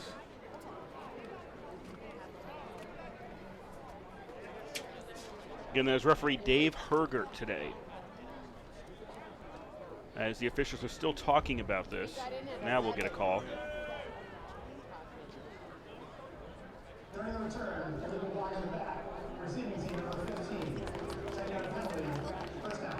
It was confusing to me because I did think there was a block in the back, but it happened in front of the official on that side of the field. He didn't call it. This official all the way down on the opposite end of the field called it. So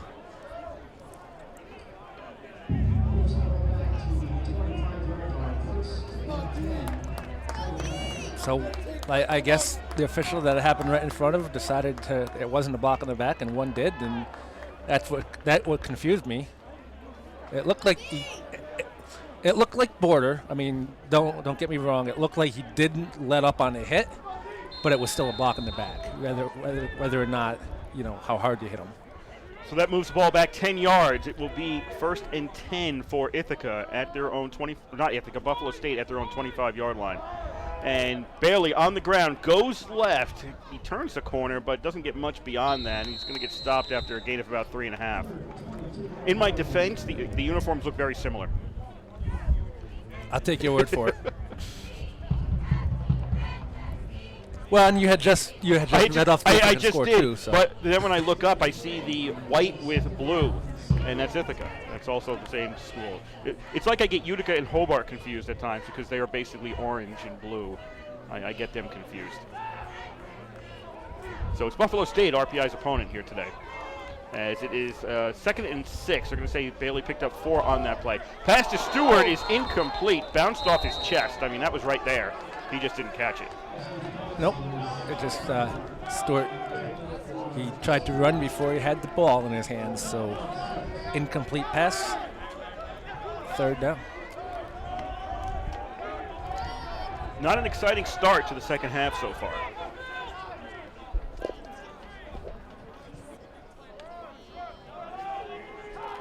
Third and 6 for Buffalo State at their own 34-yard line.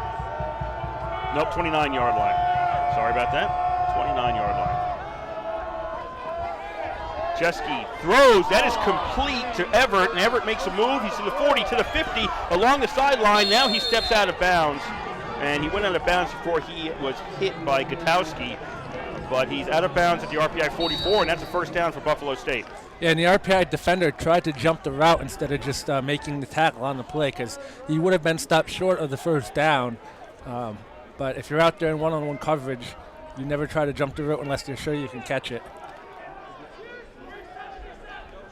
Ball to the 44, 1st and 10, Buffalo State. 12-12 to go here in the 3rd quarter, tied at 14. Pass in the flat to Bailey. That's complete to the left-hand side. Bailey turns it upfield, and he's forced out of bounds around the 43. That's only a gain of 1. Yeah, those little swing passes have been working for Buffalo State and getting to the outside, but RPI is doing a good job second half covering it so far.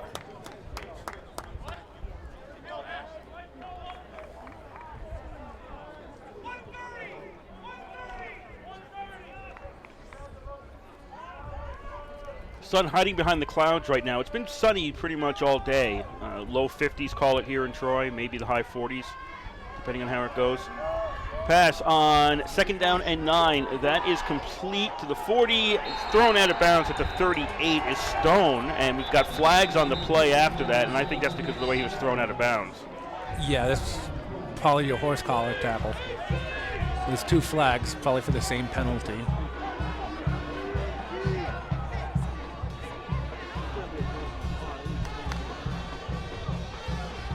Another discussion.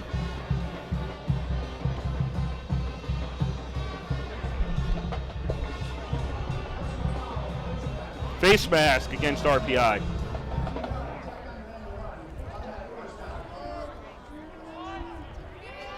So RPI has to keep their hands down.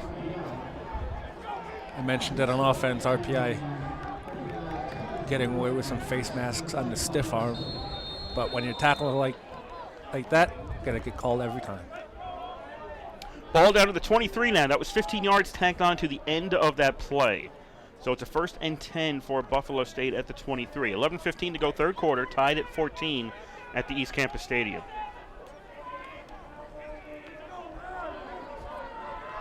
Three receivers to the right, one to the left. Bailey in the backfield.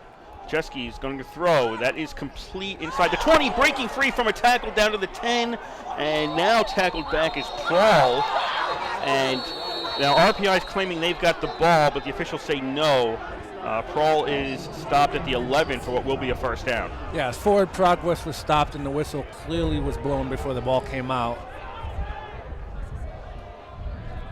Watching the replay right now, he's stood up, pushed down, yeah, and then the ball was ripped out. Yeah, clearly forward progress has him at the 11.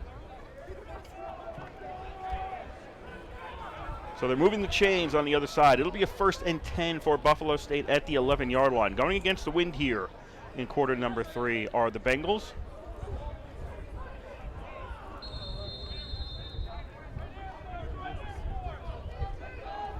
Actually, the color is black, isn't it? It's a black, not a blue. Call it a really dark blue. Timeout called by Buffalo State. Timeout called by the dark blue team. Yeah.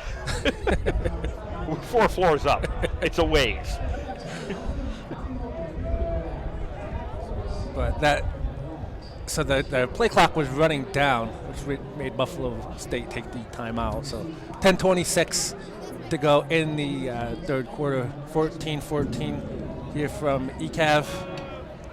And Buffalo State threatening to go in. Ball is on the 11-yard line with a 1st and 10. So Buffalo State can get a first down without getting a touchdown, but it's you don't see a lot of people saying, look, let's get that 1 yard. Right. Let's get down to 1. Right. Touchdown. No, don't worry about the touchdown. We just need to get to the 1. Right. You don't see that a lot. But again, it's just imagine of RPI defense, their pass coverage has to get better. Their run coverage is good. They've been doing a good job stopping the run and keying on Bailey. But their pass coverage has been a lot to be desired today. And that's what happened last week, and that's what happened against Hobart.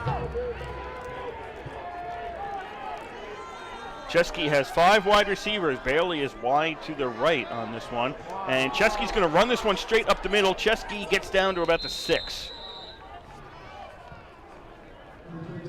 So I think that was a result of good coverage from the backfield from RPI, as Chesky had nowhere to throw the ball. So he decided to run it up the middle and get 5 yards. Benatus on the tackle for RPI. Now Bailey is in at the QB position, and Chesky is off the field. He has Robinson in the backfield with him. And we've already seen Bailey has the ability to throw, and he's not afraid to throw it. So that is a possibility here. Bailey takes a snap. He's going to follow Robinson, and we've got a flag coming out, which I'm going to guess is holding, and the play is stopped at the 3-yard line. Yeah, where the flag where it was thrown in the vicinity of holding on the line of scrimmage.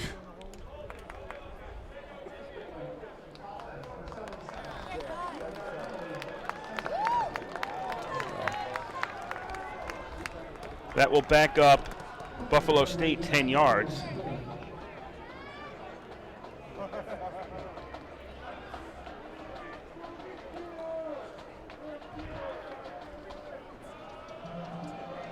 So 2nd down.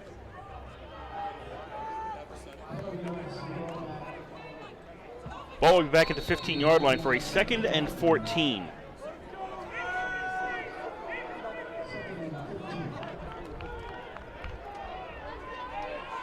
Ed and I are going to disagree with the scoreboard on this one.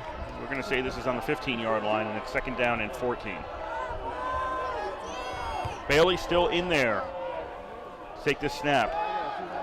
Looking left. Wanted to throw, brings it down, rolls to his left. Now he's going to put the ball up in the air, and it's going to go incomplete. It was intended for Everett, right near the pylon on the goal line, and somebody on D for RPI came streaming in to knock that away towards the sideline. Yeah, so that was really good coverage and not a bad rush either for RPI to make it a 3rd down. And again, it looked like Buffalo State got away with a hold, but the official didn't think so. So we're going to go third down from the 15-yard line. And they'll bring Chesky in now.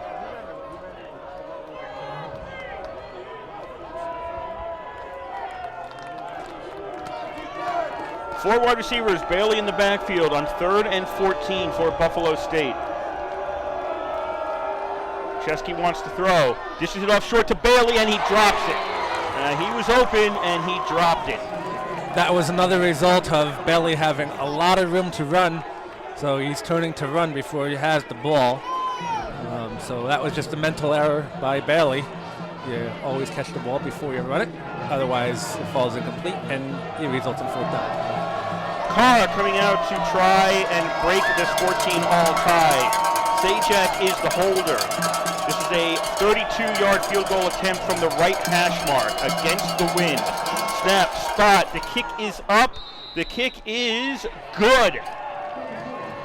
We have 9:02 to go, 3rd quarter here in Troy, and Buffalo State just has taken a 17-14 lead over RPI. And RPI, you know, the pass coverage was a little bit to be desired early on in that drive, and then they shorted up, and Buffalo State had to settle for a field goal to take a 17-14 lead in this one. So sloppy game by both teams, penalty-wise and pass-wise. You know, a couple times outside Buffalo State. 2 drops. 2 drops, and both were a result of the receiver running before he caught the ball. So RPI special teams drawing the play of what they want. So this will be a kickoff from the regular 35-yard line. I mean, Buffalo State's been going short on all their kickoffs. Yes. So if I were RPI, I'd put some of your return men up short. Munoz Watts and Walker Sutton are the return men, but the ball never really gets to them. Now it's going to be taken at the 30-yard line by Munoz Watts. Tries to dance his way through a crowd to the 35, and that's all. Yeah, and the play's getting a little chippy down there now, so a little extracurricular activity.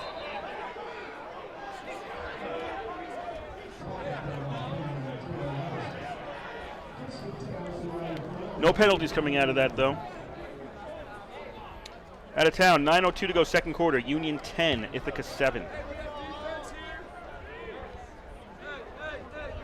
And your other Liberty League game is halfway through the 3rd quarter. Hobart 35, St. Lawrence nothing.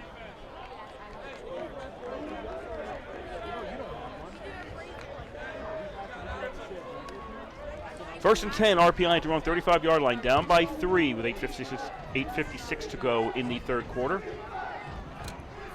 Marinopoulos fakes a handoff, has protection, throws the ball, and it is caught. Yes, Walker Sutton has it with a diving catch. And he'll bring it down, and he is down near the 30-yard line. Yeah, that was a great catch by Walker Sutton. He did have a step, but the ball was a little bit overthrown by Marinopoulos, and Walker Sutton just laying out to catch that ball. 4 wide receiver set for RPI, 1st and 10 at the Buffalo State 30-yard line.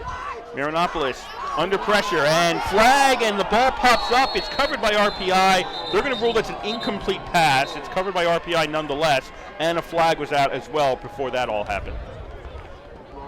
Yeah, Marinopoulos' arm was going forward, so he was hit as he threw it. His arm was going forward. So we're probably going to get a hold. Yep, that's what it's going to be.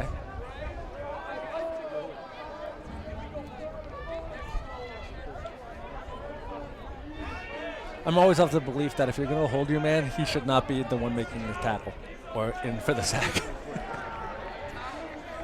Yes, if you're holding him and he sacks the quarterback, you didn't do holding properly.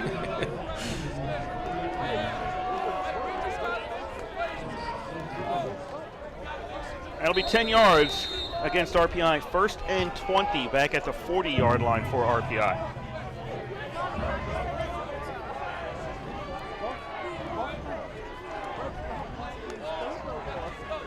Scagnon takes the ball, and he finds a hole to the 30. Scagnon to the 20, to the 15, to the 10, 5. Scagnon in for the touchdown. RPI leads 20-17. Yeah, Scagnon found a nice small hole and he just turned on the Jets and he went untouched. 8:25 left to play in the third. 20-17, RPI leads Buffalo State, and a nice run by Scaglione to give RPI the lead back. Christian out to try the extra point. Snap, spots down, the kick is up, it's good. 8:25 to go third quarter, RPI 21, Buffalo State 17. So RPI did a good job responding after the Buffalo State field goal. Another long run by Scaglione, a good job blocking up front by the offensive line for RPI, enabled Scaglione to find the hole and turn on the Jets and go to the races, and he scored to give RPI the lead. But let's not take away the catch by Walker for RPI, just laying out to put them in the position to score that touchdown. You know, of course they had the holding call after that, but a great catch, great diving catch by Walker on an overthrow that was by Marinopoulos, and if that was in stride, then Walker would have had the touchdown. But anyway, it was a great catch, and then RPI took the lead a couple plays later. So 21-17, 8:25 left to play in the third.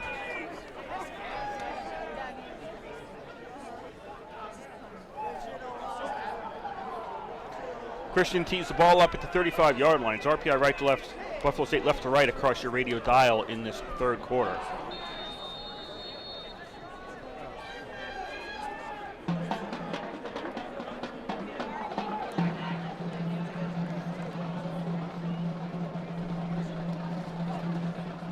Jackson and Prawl back deep. Kick goes to Jackson at the 7-yard line. 10, 15, 20, 25, and out of bounds. He's out of bounds at the 27. Buffalo State takes over there. So 8:19 left to play in this one. RPI defense coming out again. They, you know, if you're the defensive coordinator, you have for RPI, you have to talk to your team. Well, guys, we need to show up our pass coverage. We are getting killed on the pass all day today. Once that happens, you know, RPI has Buffalo State stopped pretty well. So it's just the pass defense, just the long pass defense, the screens, the swing passes have pretty much covered by RPI, but it's the deep throws that they were getting crushed on all day long. 4 wide receiver formation for Buffalo State on 1st and 10 from the 25-yard line.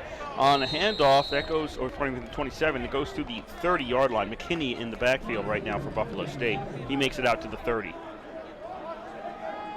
So RPI doing a good job on the run, covering any holes with the linebackers, staying home and not biting for any fancy fakes that Buffalo State tries to do.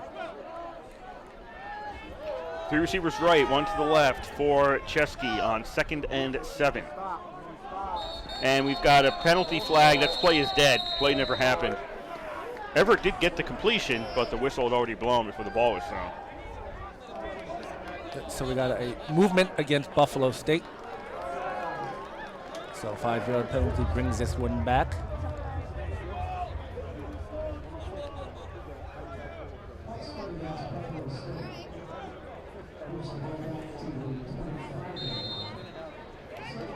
So 2nd and 12, let's call it, for Buffalo State at their own 25.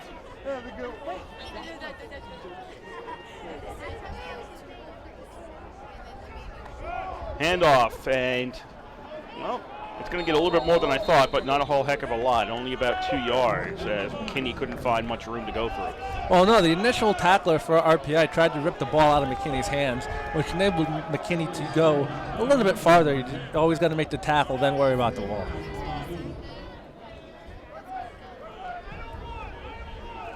Third and 8 now for Buffalo State.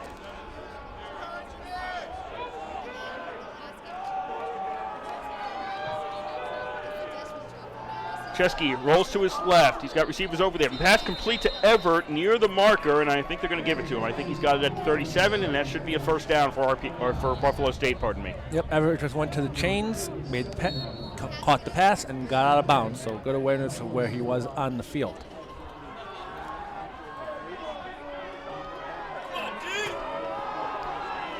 First and 10, Buffalo State at the 37 on their side of the field.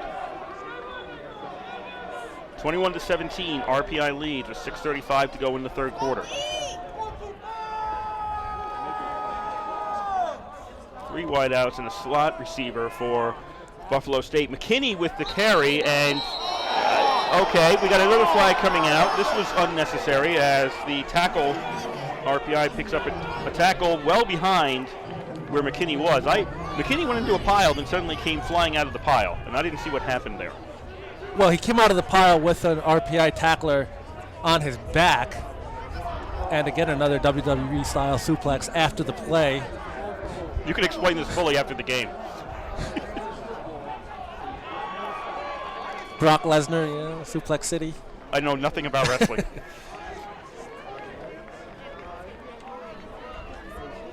You're better off talking basketball to me, and I know almost nothing about basketball.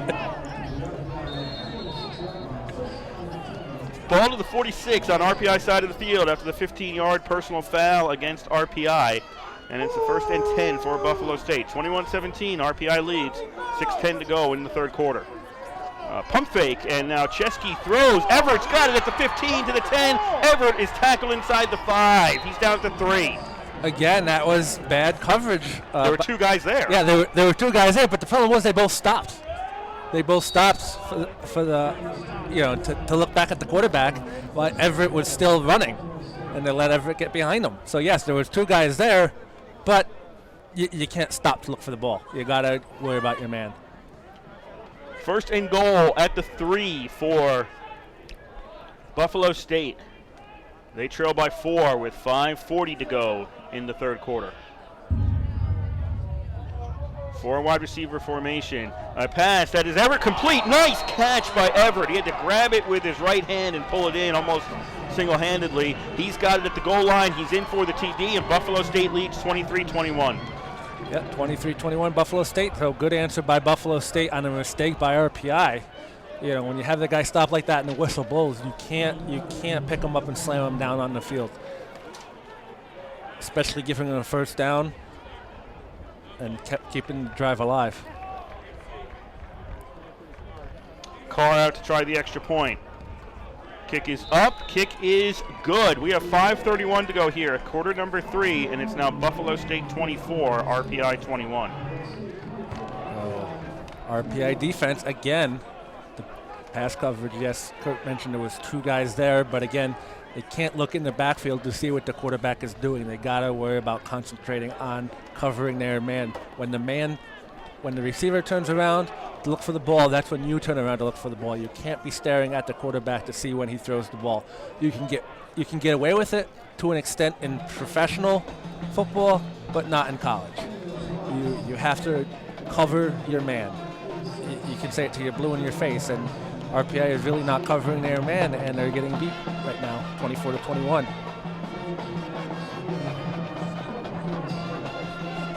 Out of town, Ithaca has retaken the lead over Union.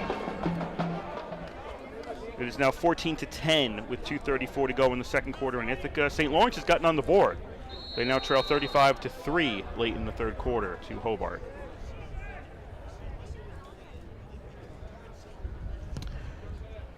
Another high, short kick. Munoz Watch fumbles it, picks it up while he's moving. He's to the 30, and Munoz Watch is to the 35, and then just a mass of bodies fall on top of him at about the 37. You are listening to 91.5 FM WRPI Troy. Coverage of Engineer football here from the East Campus Athletic Village Stadium. Ed DeGarry and Kurt start on the call here for you. Currently it is 24-21. Buffalo State leads RPI with 5 minutes and 23 seconds left to play in the third quarter. RPI just received the ball on the Buffalo State kickoff after the touchdown. RPI starting out at the 38. Oddly, this ties for their best field position for a start in today's game. They have never started on Buffalo State's side of the field. In fact, the only drive that started on the opposition side of the field is the muffed punt by RPI when Buffalo State started at the RPI 24, and that led to a touchdown. 1st and 10 for the Engineers. Marinopoulos' pass is tipped and almost intercepted. It ends up falling incomplete. Bonagura had the best chance at that after a second tip, but he just couldn't get to the ball in time. Yep, tipped twice, and then Bonagura dropped it. And RPI, their offensive line, has to start blocking a lot better.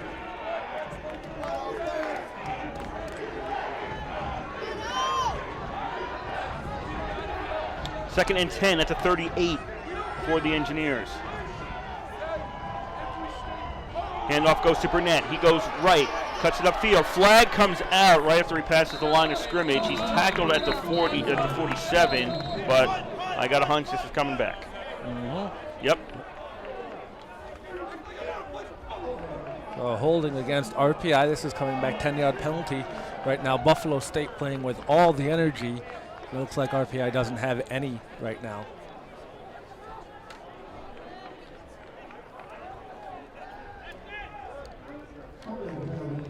And the crowd that made the trip from Buffalo starting to get into the game as well.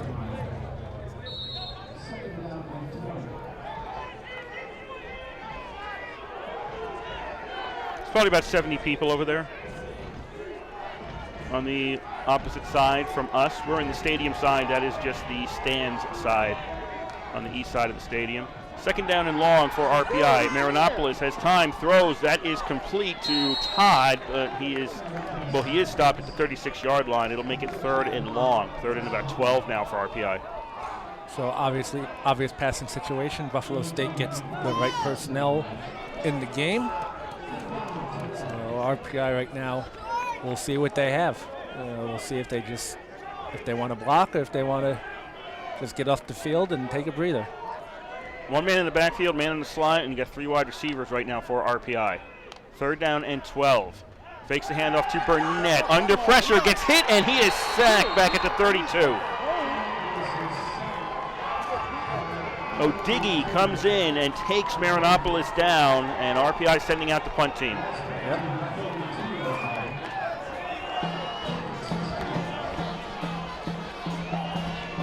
So if you're RPI right now, you have to dig deep and find out what you want to do. Or Buffalo State did a good job responding to your touchdown, and now you're out in the field punting.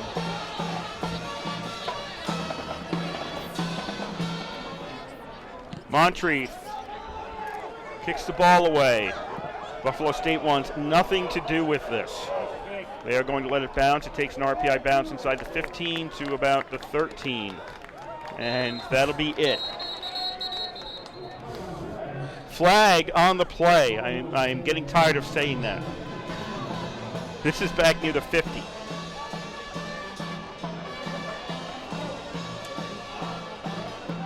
Discussion.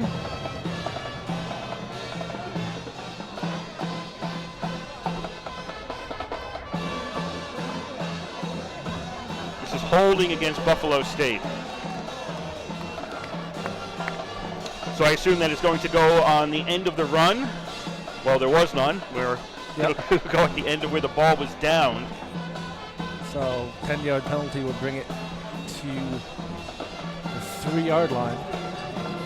Okay, they're going to place on the 5, so.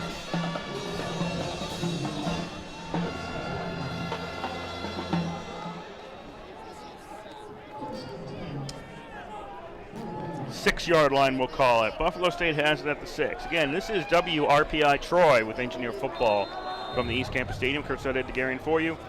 24-21, Buffalo State leads in the third quarter, and they have it first and 10 at their own 6. Bailey back in the field, escapes one tackler, runs along the line of scrimmage, and then gets forced out with no gain. Ran a long way for nothing. So RPI doing a good job stretching him out wide and making sure he isn't able to get any positive yardage for a second down. Actually, I was wrong. He got 1 yard. Still a long way for 1 yard. Yes, yes.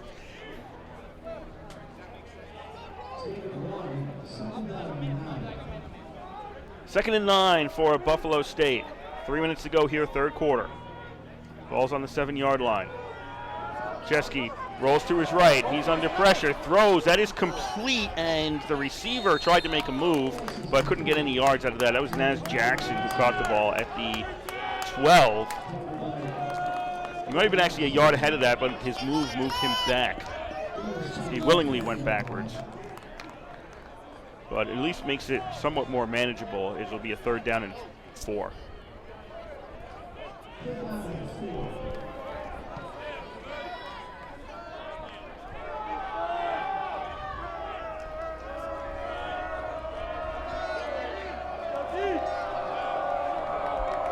Three receivers left, one to the right for Buffalo State. 3rd and 4. Bailey's in the backfield, and Chesky's going to run with it, fakes a pass. He's easily got the first down, runs out of bounds at the 27-yard line. See, and RPI can't bite for these fakes. Chesky, he fakes these, and then the defenders stop, and then Chesky's able to extend the play. So if you're chasing after Chesky and he fakes, you just got to keep going after him and let the defenders behind you do their job as well. So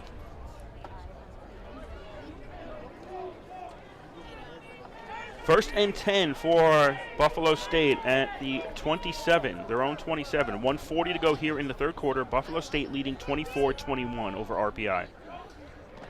High snap, taken down. Bailey tries to run straight ahead, and he's going to get out to the 30-yard line. They have not established the running game, have Buffalo State in today's game. Bailey, not a lot of yards. Well, I mean, RPI doing a good job keying on him, but Buffalo State has been killing RPI all day with the passes. RPI, not good pass coverage today. Bailey has around 40 yards in today's game.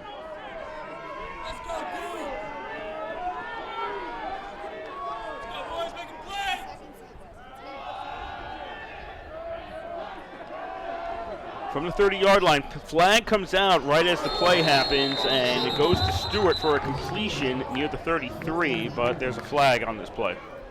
This looks like it's going to be illegal motion against Buffalo State, but we'll see. They didn't blow the play dead.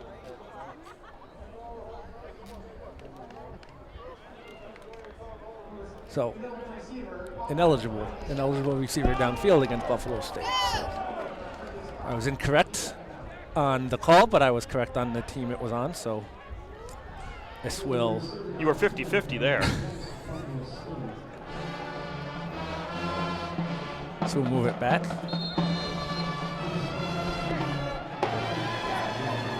Ball's back at the 25 for a 2nd and 12.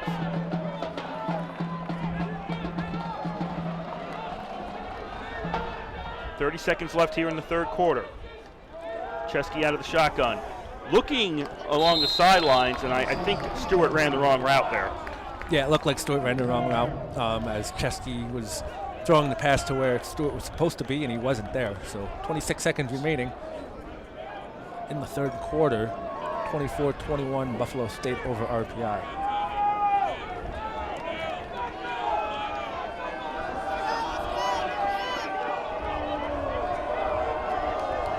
Third and 12 at the 25 for Buffalo State.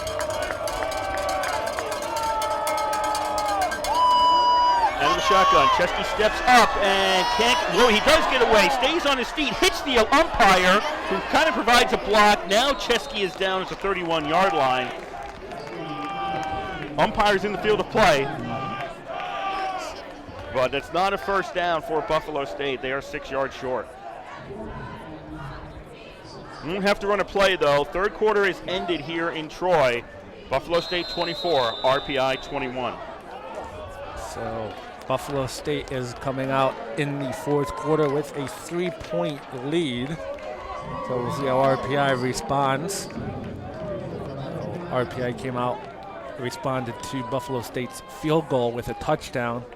And then Buffalo State went right down the field, responded with a touchdown of their own on a not-so-smart penalty by RPI, which kept a Buffalo State drive alive. So you got to play a lot smarter as well. You got to shore up your pass defense. You got to have good awareness on the field of what down it is to not commit any penalties, to keep any drives alive. And if that happens, it'd be good to go. But right now, RPI is not doing the simple things that it takes to win a football game, and as a result, they're behind by 3. Out-of-town update with 47 seconds left in the second quarter. Union 17, Ithaca 14.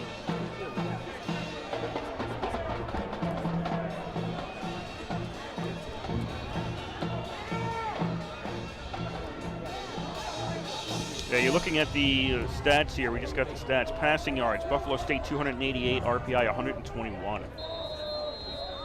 And Buffalo State has 99 more yards in total offense than RPI. Fourth quarter about to get underway, 24-21. This is a fake punt, pass, and that is complete to Stewart, and Stewart makes it down to the 38-yard line. So let's set this one up again. The ball was supposed to go to the punter, which was Sajak, and instead it went back to Everett, and Everett threw to Stewart to get a first down at the 38. And that was the right call. Because you still have the entire, if you don't make it, you still have the entire fourth quarter to come to score on an RPI team who hasn't had good pass coverage all game and who's been making silly mistakes mentally. So that was the right call for Buffalo State, and it worked out in their favor, and it caught RPI off guard. So now we've got a penalty against whom?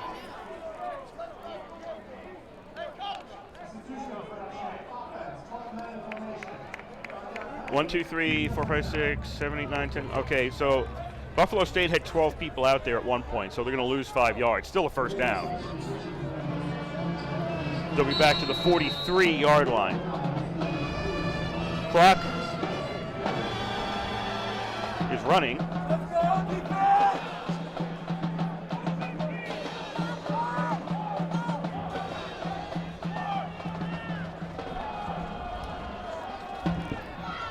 Down to 5 seconds on the play clock. 1st and 15. Direct snap to Bailey, and he's caught in the backfield.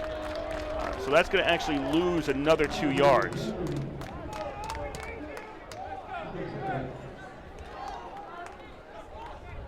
Okay, so was that Benitez who got him? I think it was Benitez who came in for that tackle. So a loss of 2 on the first down. It becomes 2nd and 17 now for Buffalo State.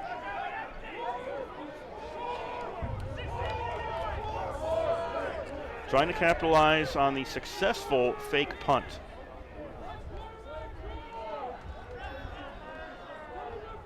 Five wide receiver formation. Chesky drops back, now starts to run with the ball. Coming over to the near sideline. He doesn't have any blockers, and he's just going to get hit, and he goes out of bounds at the 44. And he knew it was coming, so he just lowered his shoulder and absorbed the hit. I think he would have been happy if they had just let him make one more step out of bounds. He definitely would have been happy, but Blake Battle coming over, the defensive back for RPI, and saying, "I'm going to hit you. I have a shot at you. I'm going to take it." 3rd and 16 for Buffalo State. 13 to go here in the fourth quarter. RPI trailing by 3.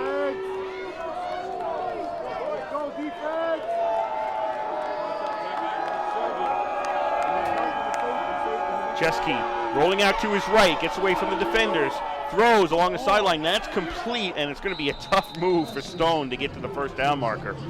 He had 2 people in front of him when he caught the ball.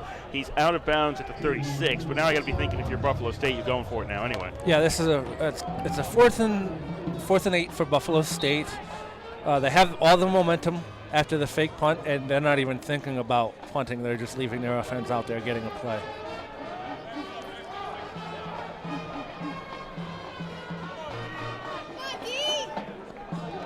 I mean, if I was RPI, I'd think about putting another guy on the line instead of a 3-4, run a 4-3.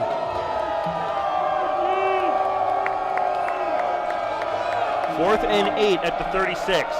Chesky drops back, finds a man, and is that complete? No, they're going to say out of bounds. Everett was out of bounds. Didn't get a foot down or control of the ball. One of the 2 around the 28, and that'll be lost. Or turning the ball over on downs will Buffalo State at the 36-yard line. Well, I just saw the replay on the scoreboard. It looked like he did catch it. He caught it in the air, but one of the defensive backs for RPI came over and hit him before he had time to touch his feet inbound on the field, so he was sort of pushed out. After he made the initial catch, he did not get his feet down inbounds.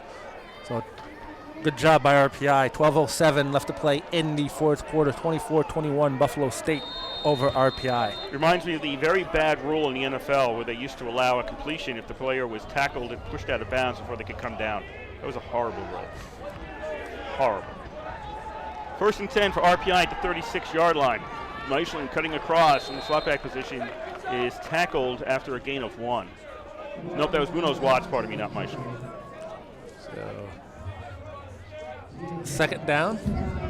And Kurt, you were talking about your Jets at halftime. I couldn't help but laugh, but they are playing the Dolphins on Sunday. So somebody asked me how many games they're going to win this year. I said 3. 1 random game and then twice against the Dolphins. And they already got the random win. Second down and 9. RPI trailing by 3 here in the fourth quarter. 11.5 to go. Engineers have the ball. 5 wideouts for Marinopolis. Looks right, throws. That's a completion to Munoz Watts, but he steps out of bounds at the 42. And that'll set up a 3rd and 4 for RPI. And Bonagura with the stop on Munoz Watts. So RPI desperately right now, they need a conversion. 3rd down and 4. Marinopolis throws short. That is complete. This will be a first down to the 50. Lombardi is forced out of bounds at the 50-yard line, but the Engineers move the chains and keep the drive going. A good job by Lombardi getting open and Marinopolis finding them. Marinopolis with sort of a sidearm throw to Lombardi to make it a first down at midfield for RPI. 1st and 10 RPI at the 50. 10:55 to go, fourth quarter. 24-21. Buffalo State leads RPI. Munoz Watts takes the ball as he came in from the slot back position. He is stopped after a loss of 2 at the 48. See, I think Buffalo State has pretty much have RPI scouted on first down. They're going to do that jet sweep as they had nobody in pass coverage, Buffalo State did, on that play on defense. So maybe a fake jet sweep and then a quick out pass for RPI on first down. Get them to back off the line of scrimmage a little bit.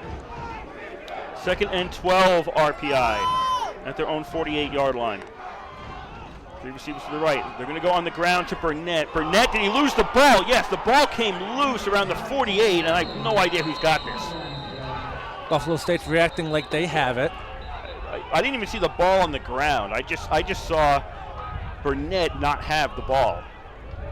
And it looks like RPI recovered. RPI recovered that.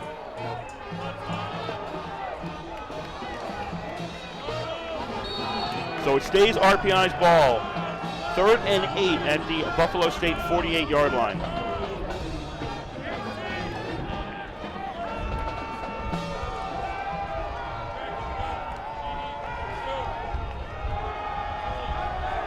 We have 1 man in the backfield, receiver left, 3 on the right for RPI.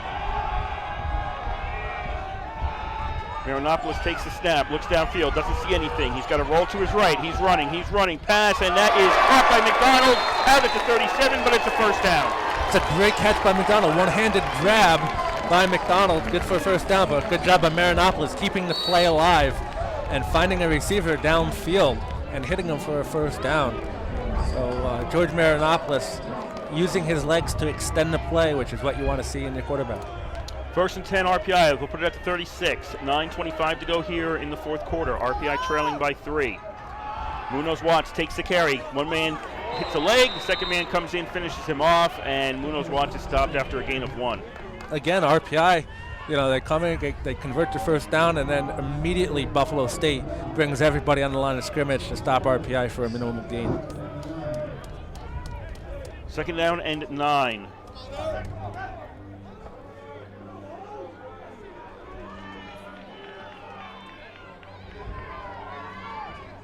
I think that's Munoz Watts still in the backfield for RPI. 3 wideouts and a slot back. Marinopolis puts the ball up in the air, and that is overthrown. That's not catchable, but is this holding against Buffalo State? Flag comes out, and I think that's what they're going to say. This is not pass interference, this is holding. So we will see what they call.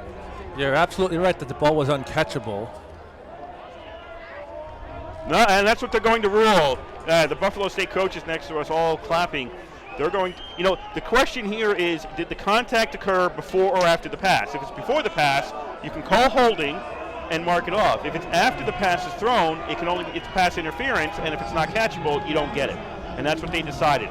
The contact was after the ball was thrown, it's pass interference, ball wasn't catchable, no penalty. So the referee waves the flag off. It'll now be 3rd down and 9 at the 35 for RPI.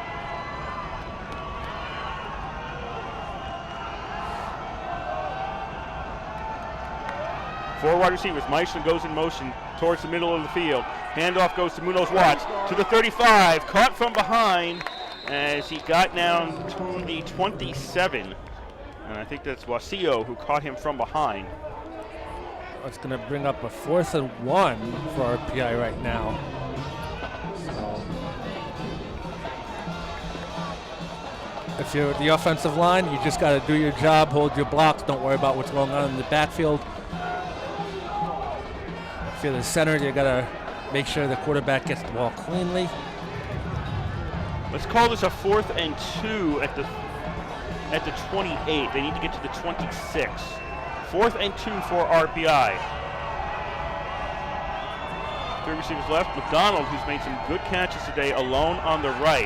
Leonopoulos is looking over the middle. That is complete. This will be a 1st down for RPI. Lombardi to the 15, breaks the tackle, the 10, to the 5. Lombardi is in for the touchdown. RPI leads 27-24. A good call by Ralph Isernier. Going to your bread and butter. Marinopoulos just drops her off to Lombardi. He sort of got a pick, not an illegal pick, but he sort of got a pick by his players running downfield to try to make a block, which resulted in him being wide open and going into the end zone. 7:41 left to play in the 4th quarter. 27-24 RPI over Buffalo State. Christian's kick is good. That makes it 28-24 with 7:41 to go. So we've got some lead changes in today's game. It's been back and forth. Nobody has ever led by more than one score. No. You'd think coming and seeing the records, you'd think RPI would, try to put Buffalo State away with the 1-6 record overall, but Buffalo State certainly not showing living up to their record. They're certainly a better team than what their record shows, 1-6. Yes, RPI has made a lot of mistakes as well, which kept Buffalo State drives alive, but also Buffalo State has been doing a good job responding to those mistakes and making RPI pay for them as well. And RPI's pass defense has not been what you want it to be to win a football game. Buffalo State has been doing a great job exploiting that. So here we stand, 28-24, RPI over Buffalo State. Buffalo State has a very tough schedule. St. John Fisher, Utica, a good team that played RPI tight. Brockport, NCAA participant last year, #1 seed in the East last year. Cortland, Ithaca. That has not been an easy schedule. Then Rochester, which they won, and Union last week that they played tough. That was a 1-score game until late. This is a very difficult schedule for Buffalo State. Christian makes a short kick. Buffalo State's going to take it at the 40-yard line. And did we get a hit afterwards? I went down to look, and we've got a flag now. Was there a hit after that? Yes, and it looks like it's going to go against RPI.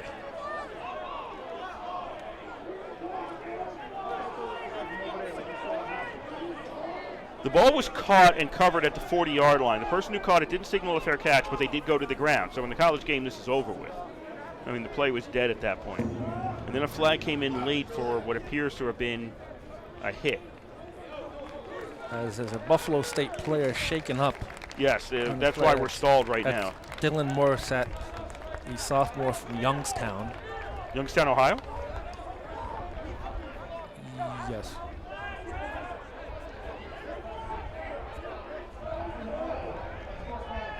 Youngstown, New York, sorry. Oh.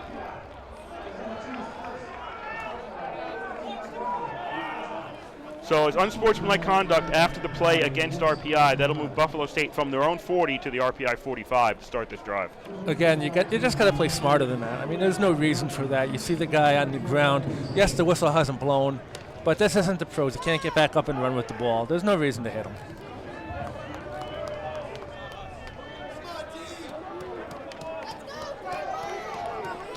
.740 to go here in Troy. 28-24, RPI leads. 1st and 10, Buffalo State at the RPI 45-yard line.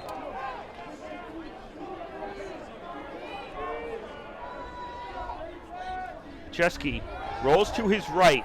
He's got Bailey blocking for him. Chesky throws through the hands of an RPI player. Flag comes out late, and the ball's incomplete. So we'll see what the flag is for. Hats are down because the receiver went out of bounds. So, and then the flag was out, and the ball was incomplete.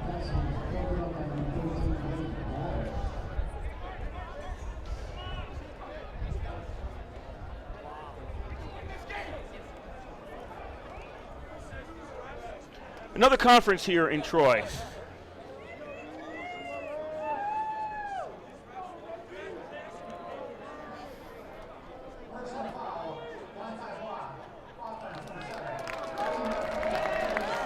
So a blindside block against Buffalo State will march them back 15 yards. So they basically just lost the 15 yards they got on the kickoff. That was Everett, they called that on. That is a point of emphasis this year. I think I mentioned early in the year during one game, the NCAA released a very good video of how they wanted the blindside blocks to be called. Very good examples.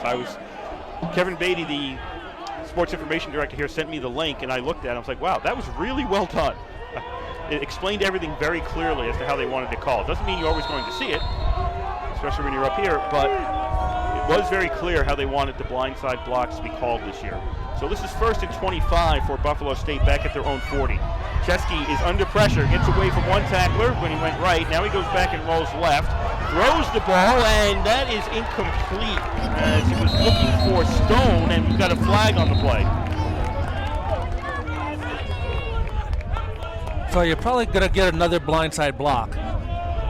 That's what I thought initially. We'll see.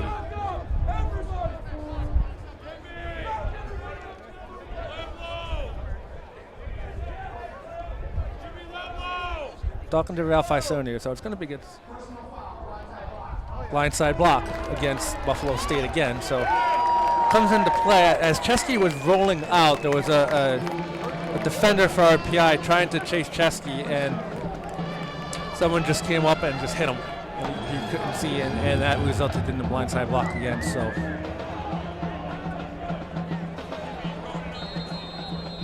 Ball goes all the way back to the 25-yard line. In old times, we used to call that a crackback. In case you don't know what a blindside block is, if you know what a crackback is, basically the same thing. And who's calling a timeout here? Buffalo State is going to call a timeout. 7:20 to go here in the fourth quarter. RPI 28, Buffalo State 24. Also, I believe that's Buffalo State's second timeout. Did they call? Yes. I believe they called one very early in the quarter, so or very early in the half. Good catch. I did not write that down. So Buffalo State only has one timeout left. RPI, of course, has all three. So that could play an important part as this game goes to the wire right now within 4. So in the battle for the Liberty League title, Union and Ithaca are at a halftime, and it's Union 17, Ithaca 14. Winner of that game goes to the NCAA tournament. Your other game today, Hobart leads St. Lawrence 35-3 late in the fourth quarter. And of course here it's 28-24 RPI, a little over halfway through this fourth quarter. Buffalo State, their own worst enemy on this drive. So it's 1st and Hoosick Street for Buffalo State. Yes, it's a long way. 1st and 40. If you're a Jets fan, you've seen this before. They're going to dish this one short for Bailey. 25, Bailey to the 30. Bailey is out of bounds around the 34.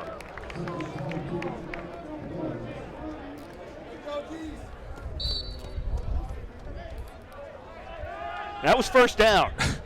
Okay, let's go. That was first down again. So now it's 2nd and 31.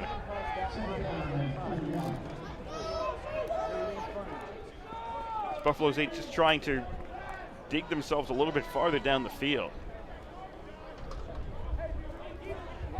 4 wide receivers for Chesky. Bailey in the backfield. Chesky looks to throw, doesn't see anybody. And another flag comes out. This is going against Buffalo State. The pass is incomplete. Intended for Prawl around the 50, but this is going against Buffalo State. Yeah, it's going to be a hold against Buffalo State. And do you even accept this?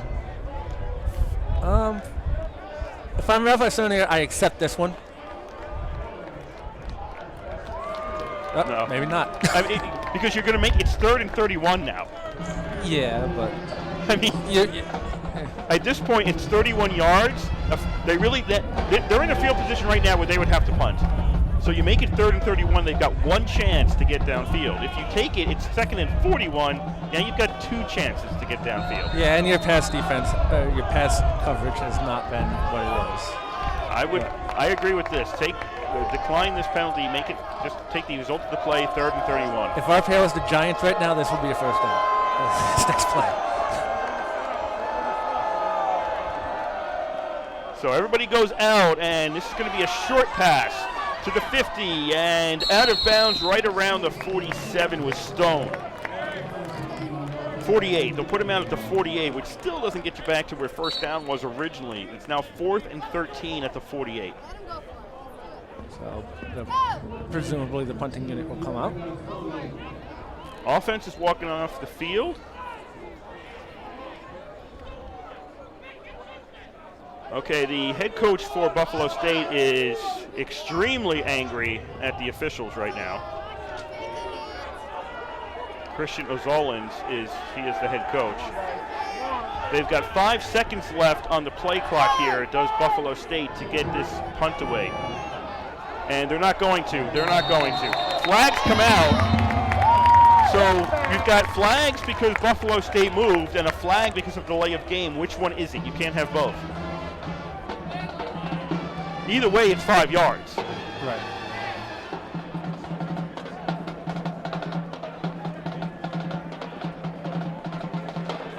So the back judge has to come in and explain what he saw. Did the play clock expire before the other penalty technically would have been called? You don't see this very often. No. Okay. And it all started because the head coach for Buffalo State was irate at the officials, so instead of getting his team out on the field, he was yelling at the officials. Yes. That delayed the punting or any decision because everybody was standing around waiting to find out what to do. That delayed the decision and they had to rush out there. So now Buffalo State's back to their own 47 for what is now 4th and 18, and they're sending Sajak out to punt. Kicks it. Lombardi tells his team to stay away from the ball. This is taking a very nice Buffalo State bounce, and so good it went into the end zone, I think. Did it? No, they're going to say it's just inside the 1. Wow, they got lucky on that. Yeah.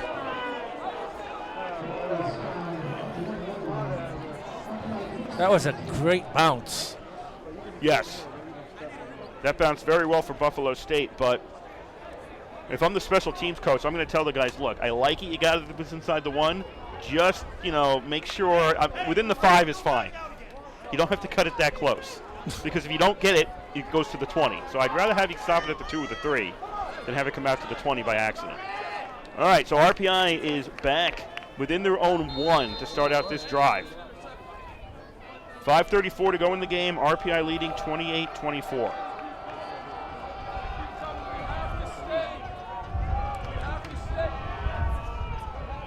First down for the Engineers. Handoff in the end zone, and this is going to be a safety. Buffalo State picks up 2. RPI could not get it out of the end zone. And Scaglione is stopped behind the line of scrimmage, and it's now RPI 28, Buffalo State 26. Why? I mean, I understand shotgun is your offense, but when you're that close, you just put Marinopoulos under center and you just sneak them up the middle. Or if you don't like that, put Michelin under center. And sneak them up the middle. And yes, and try to get some yards there. Because now when you're in shotgun, you're already 5 yards deep into the end zone. And, Scaglione trying to go up the middle, Buffalo State just stacks their defense and the linebackers right up the middle, puts everybody on the line of scrimmage. Now you can't go anywhere. Now you have 7 guys trying to block 10, and that's never going to work. So RPI never should have been in shotgun in that position. They should have had, like you said, Michelin or maybe Marinopoulos just under center and just getting as many yards as you can to get out of that shadow. So not a good play call by the coaching staff for RPI now. So it's 28-26 now for RPI, and RPI gets the oddly named free kick. I always wondered, you get a free kick after you give up a safety. We freely get to kick the ball away. I always found it was odd to call it a free kick. But that's what it is. They get to kick from the 20. You have the option of kicking. You could punt it or place kick it here, and RPI is going to have Christian come out to do a place kick. That's probably why they call it a free kick, because you have the option to do either. It's still oddly named. I'm sorry, it's just an oddly.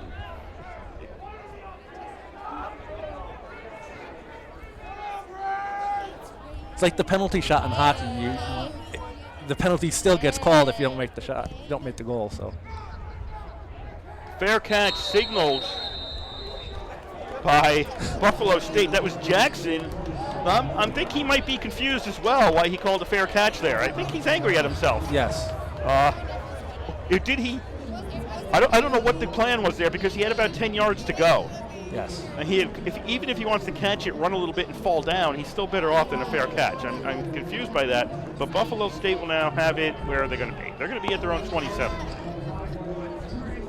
So 5:27 left to play. 28-26. RPI leads Buffalo State after the Buffalo State safety on a good punt by Sajak.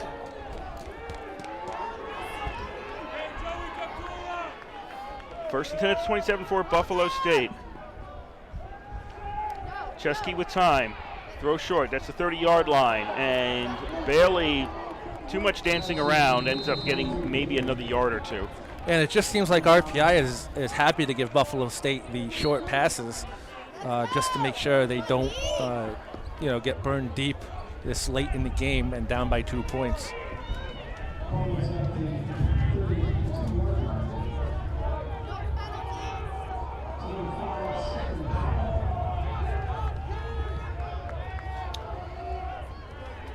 Second and 5 at the 32. Chesky, bad throw. He had Everett open and missed through that one.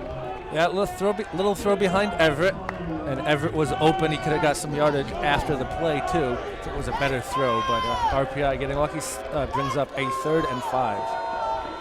Hobart defeated St. Lawrence 35-3 in today's action.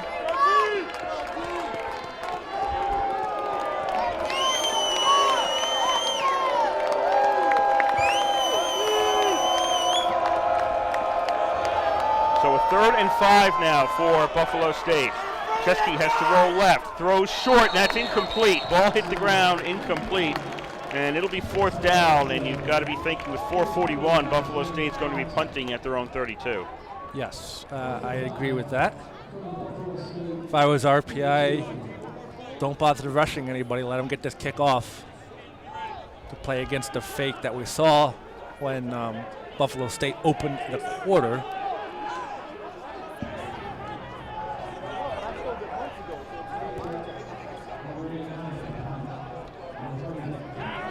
So the punt team is out there. That is Sajak. Lombardi is back at his own 30, awaiting this kick. Sajak gets the snap, kicks it away. Short kick, Lombardi signals for a fair catch, and he has it at the 37. 4:36 left to go in today's game. RPI 28, Buffalo State 26. If I'm RPI now, nothing fancy. I would just, try to waste as much time as you can. Buffalo State only has 1 timeout left. You're up by 2. You have the ball. So nothing fancy. Those short passes have been working for you. So, go short, get the 1st down, do the runs, do whatever you need to do. Just hold on to the ball and try to put this game away. Couple of 1st downs.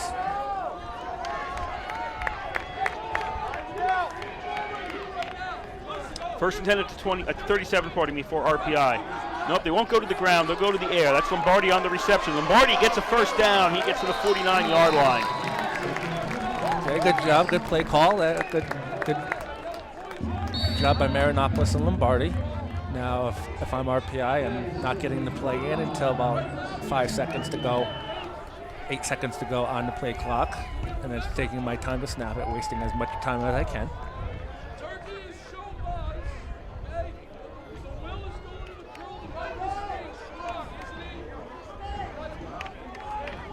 RPI just milling about as we're going to hit the 4-minute mark left to go in the fourth quarter. Play clock's down to 5. They'll snap the ball. Meischlin takes a direct snap, goes towards the sideline. Meischlin 50, 40, and out of bounds near the marker. They'll put him right at the marker, the 41. That should be a first down. It is for RPI. Meischlin getting the first down. Couple more of those runs. Do it.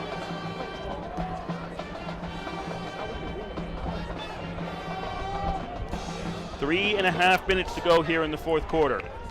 RPI moving their formation around. Meischlin is still in there. Take this snap. He's going to run straight ahead, finds a hole. Meischlin keeps on his feet, and he gets down to the 34-yard line. Yep, and if I'm Buffalo State right now, I'm putting everybody up on the line of scrimmage.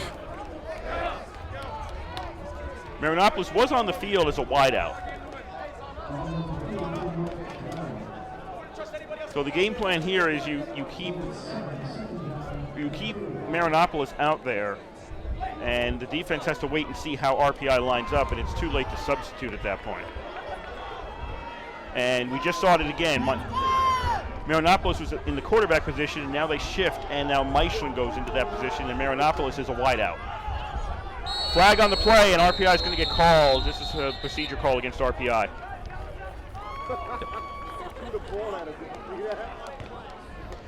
28-26, RPI leads, 2:37 to go in the fourth quarter.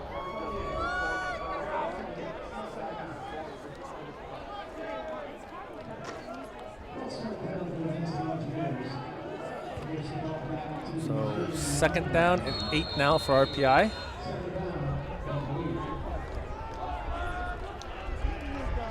Clock is running, 2.5 to go.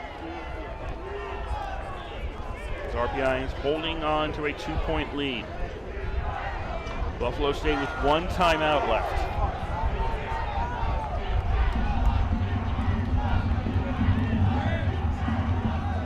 Lombardi goes in motion. Handoff. This is down to the 33-yard line. That is Scaglione on the carry for RPI, down to the 33-32, right around there. They need to get to the 31 for a first down. It will be third and a little over 1 for RPI. Under 2 to go, fourth quarter. RPI 28, Buffalo State 26. Well, now if I'm Buffalo State, I desperately need to stop RPI right now.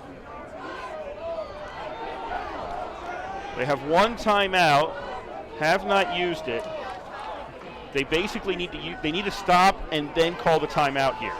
Yes, that's what the timeout's they're waiting for. But if you don't stop them, it's moot anyway. Yeah, if there's no stop here, the game is over. So third down, direct snap to Meischlin. Meischlin straight ahead, and he's got the first down. Falls over the 30 into the 29. The clock will stop on the movement and change. 1:21 to go in the game, and now the clock will start. Buffalo State with the 1 timeout still can't stop RPI as long as RPI doesn't do anything bad here. And if I'm RPI, I'm just taking a knee and just letting Buffalo State burn that last timeout. Even if they may not even call it. Yeah, that's true. It's first down. That's true. If they call a timeout, RPI still has enough downs just to kill it by taking a knee. That's true. So Meischlin is your offensive safety basically in this position. Marinopoulos under center to take the snap. He takes the knee. With 44 seconds to go, there may be 1 additional snap. No, yes, they'll have to snap it 1 more time.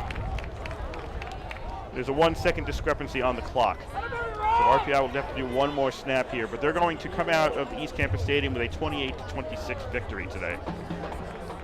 And that's the knee right there. RPI doesn't have to snap the ball again. Buffalo State will not take that timeout, and it'll be a final here in about 15 seconds. RPI with a 28-26 victory. And it was not an easy victory by any means. I mean, yeah, you won by 2. And fortunately for RPI, that safety didn't come back to hurt you. But it wasn't a clean win by any means. RPI, they have to shore up their pass defense. They have to play smarter. Have to realize when the guy's out of bounds, don't hit him. Or when the whistle blows, don't bring the guy to the ground. You don't always need to bring the guy to the ground. Forward progress is stopped right where it is. So if you're RPI, you got to play smarter than that, and you got to show up your pass defense. I mean, your run defense was pretty good today. Yes, you gave up some big yardage, but that was due to missed tackling. So you got to tackle better. So yes, RPI won by 2, but by no means was this a pretty win for RPI. I mean, they just overcame a lot. I mean, and that's what good teams do. They overcome stuff like that, but good teams also don't put themselves in position for that. Well, they are picking up a not pretty win after 2 not pretty losses. I'm not sure if there is a pretty loss, but the last 2 games for them certainly were not when they were behind heavily going into the fourth quarter. They made the score look better, but you can't be behind heavily going in the fourth quarter. You just can't be in that position. They weren't in that position today. This was never more than a 1-score game either way. So they did what they had to do, but again, some of the things that may have killed them against a better team didn't kill them today because Buffalo State isn't as good as Hobart. Right. And not to say that Buffalo State's not a good team because... Well, Buffalo State could have won today. They could have won today, right. They certainly could have won today. But they themselves also made mistakes. Right. That cost them. The fake punt works, and then they squandered that. Right. They took 2 very bad penalties to move them back 30 yards. That's on them. Those were bad mistakes as well. RPI took some bad mistakes. RPI took bad mistakes last week. And RPI took bad mistakes against Hobart. You can't take bad mistakes and be in a position to win most of the time. And both of these teams today, this was not a pretty game. No. This was not a very pretty game here today. There was a lot of scoring. It was back and forth. It was exciting. It was interesting. But it wasn't a smoothly played game by either side. And Buffalo, again, RPI wins 28-26, but Buffalo State could have won this game. This is a winnable game for them. This was indeed a winnable game for them. And as you mentioned, the come out fake punt stole all the momentum from RPI coming out into the fourth quarter. And then, you have 2 penalties for a blindside block. I mean, if you can't see the guy's eye, I always tell my kids when I coach, if you can't see the guy's eyes, don't hit him. There's no reason to do that. And conversely, if the play is on the far side of the field and you're on the near side of the field, there's no reason to block the guy anyway because he's not making the play. And these are the basics. I mean, presumably these guys have been playing football their whole lives. They should know that. That's not coaching. That's just football instinct at that point. And there was a few players down there that lost that football instinct today for a few plays, and it almost came back to bite RPI. But it didn't. And if you're Coach Isernia, you're certainly telling your boys that, hey guys, you got to play smarter than that. It didn't hurt you today, but next week against Ithaca, it will. 2 weeks against Union, it will. Yes. There's no it might. It will. Yes. So you got to shore that up between Ithaca and Union. Otherwise, those are going to be another long games. Yes. Time to run down the scoring in today's game. It was an interesting one. RPI got on the scoreboard first. 9:13 to go in that first quarter. Lombardi with a 48-yard run. Christian's kick made it 7-0 in favor of RPI. Stewart came out for Buffalo State, caught a 57-yard pass from Bailey, not Chesky, the quarterback. Bailey, Carr's kick, that was a 6:30 in the first quarter, tied it at 7. And so the teams were tied at 7 after 1 quarter. Second quarter, Buffalo State took the lead. Bailey with a 5-yard run. Carr's kick with 13:56 to go in the half made it 14-7 in favor of Buffalo State. But then Meissen with a 9-yard run and Christian's kick with 4:57 to go in the second quarter tied it at 14, and that was the score at the half, 14-all. Third quarter, Buffalo State took a lead. Carr with a 32-yard field goal with 9:02 to go in the quarter made it 17-14 Buffalo State. RPI answered back. Scaglione with a 40-yard run and Christian's kick with 8:25 to go in the third quarter put RPI on top 21-17. And then 5:31 to go in the third quarter. Everett caught a 3-yard pass from Chesky. Carr's kick made it 24-21 Buffalo State. That would be the last lead for Buffalo State because with 7:41 left to go in the game, Marinopolis hit Lombardi on a 28-yard pass and Christian's kick made it 28-24 RPI. That was the final RPI score. The last score of the game was the safety. Buffalo State down to punt inside the 1. On the next play, RPI tackled in the end zone. That was Scaglione tackled in the end zone, -1 yardage in terms of the stats there. But that's a safety, and it was 28-26 in favor of RPI, and that's the way it would end today. RPI 28, Buffalo State 26. RPI improves to 5-3 overall. They are 2-2 in the conference. They have guaranteed they will end the regular season with at least a 500 record. They can't have a losing record at the end of the season. For Buffalo State, they fall to 1-7 on the year. They are 1-3 in the conference. For RPI, they are home against Ithaca next Saturday at noon here at the East Campus Stadium.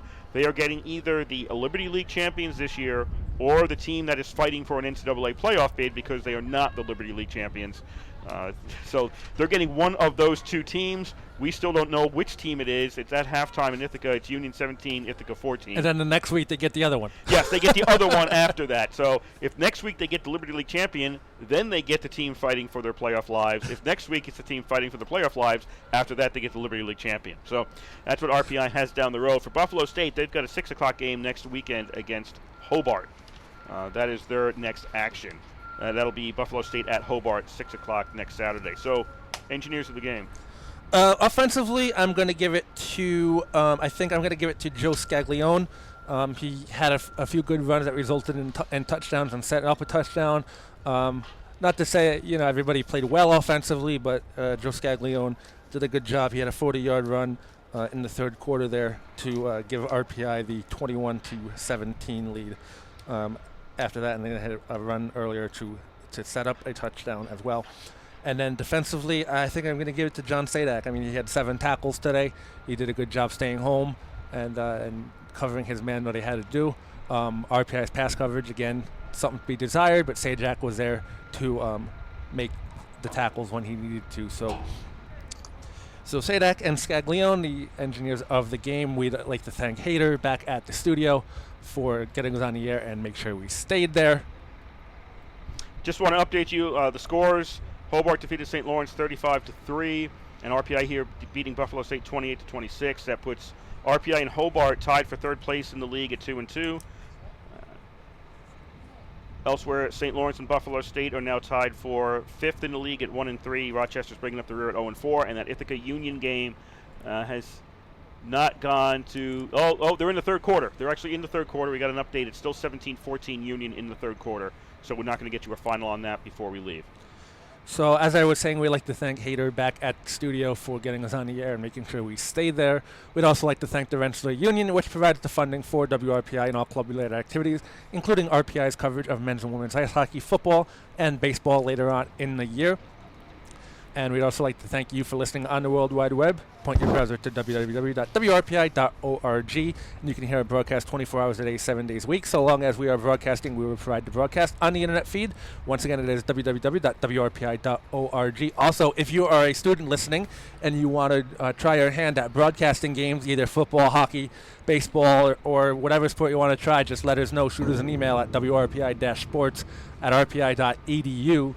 And we will do our best to accommodate you. There are plenty of opportunities this season to get on the air for men's and women's ice hockey, as well as baseball later on in the spring. So once again, that is wrpi-sports@rpi.edu. If you want to try your hand, it's very fun, but it's also very time-consuming as well. So just keep that in mind.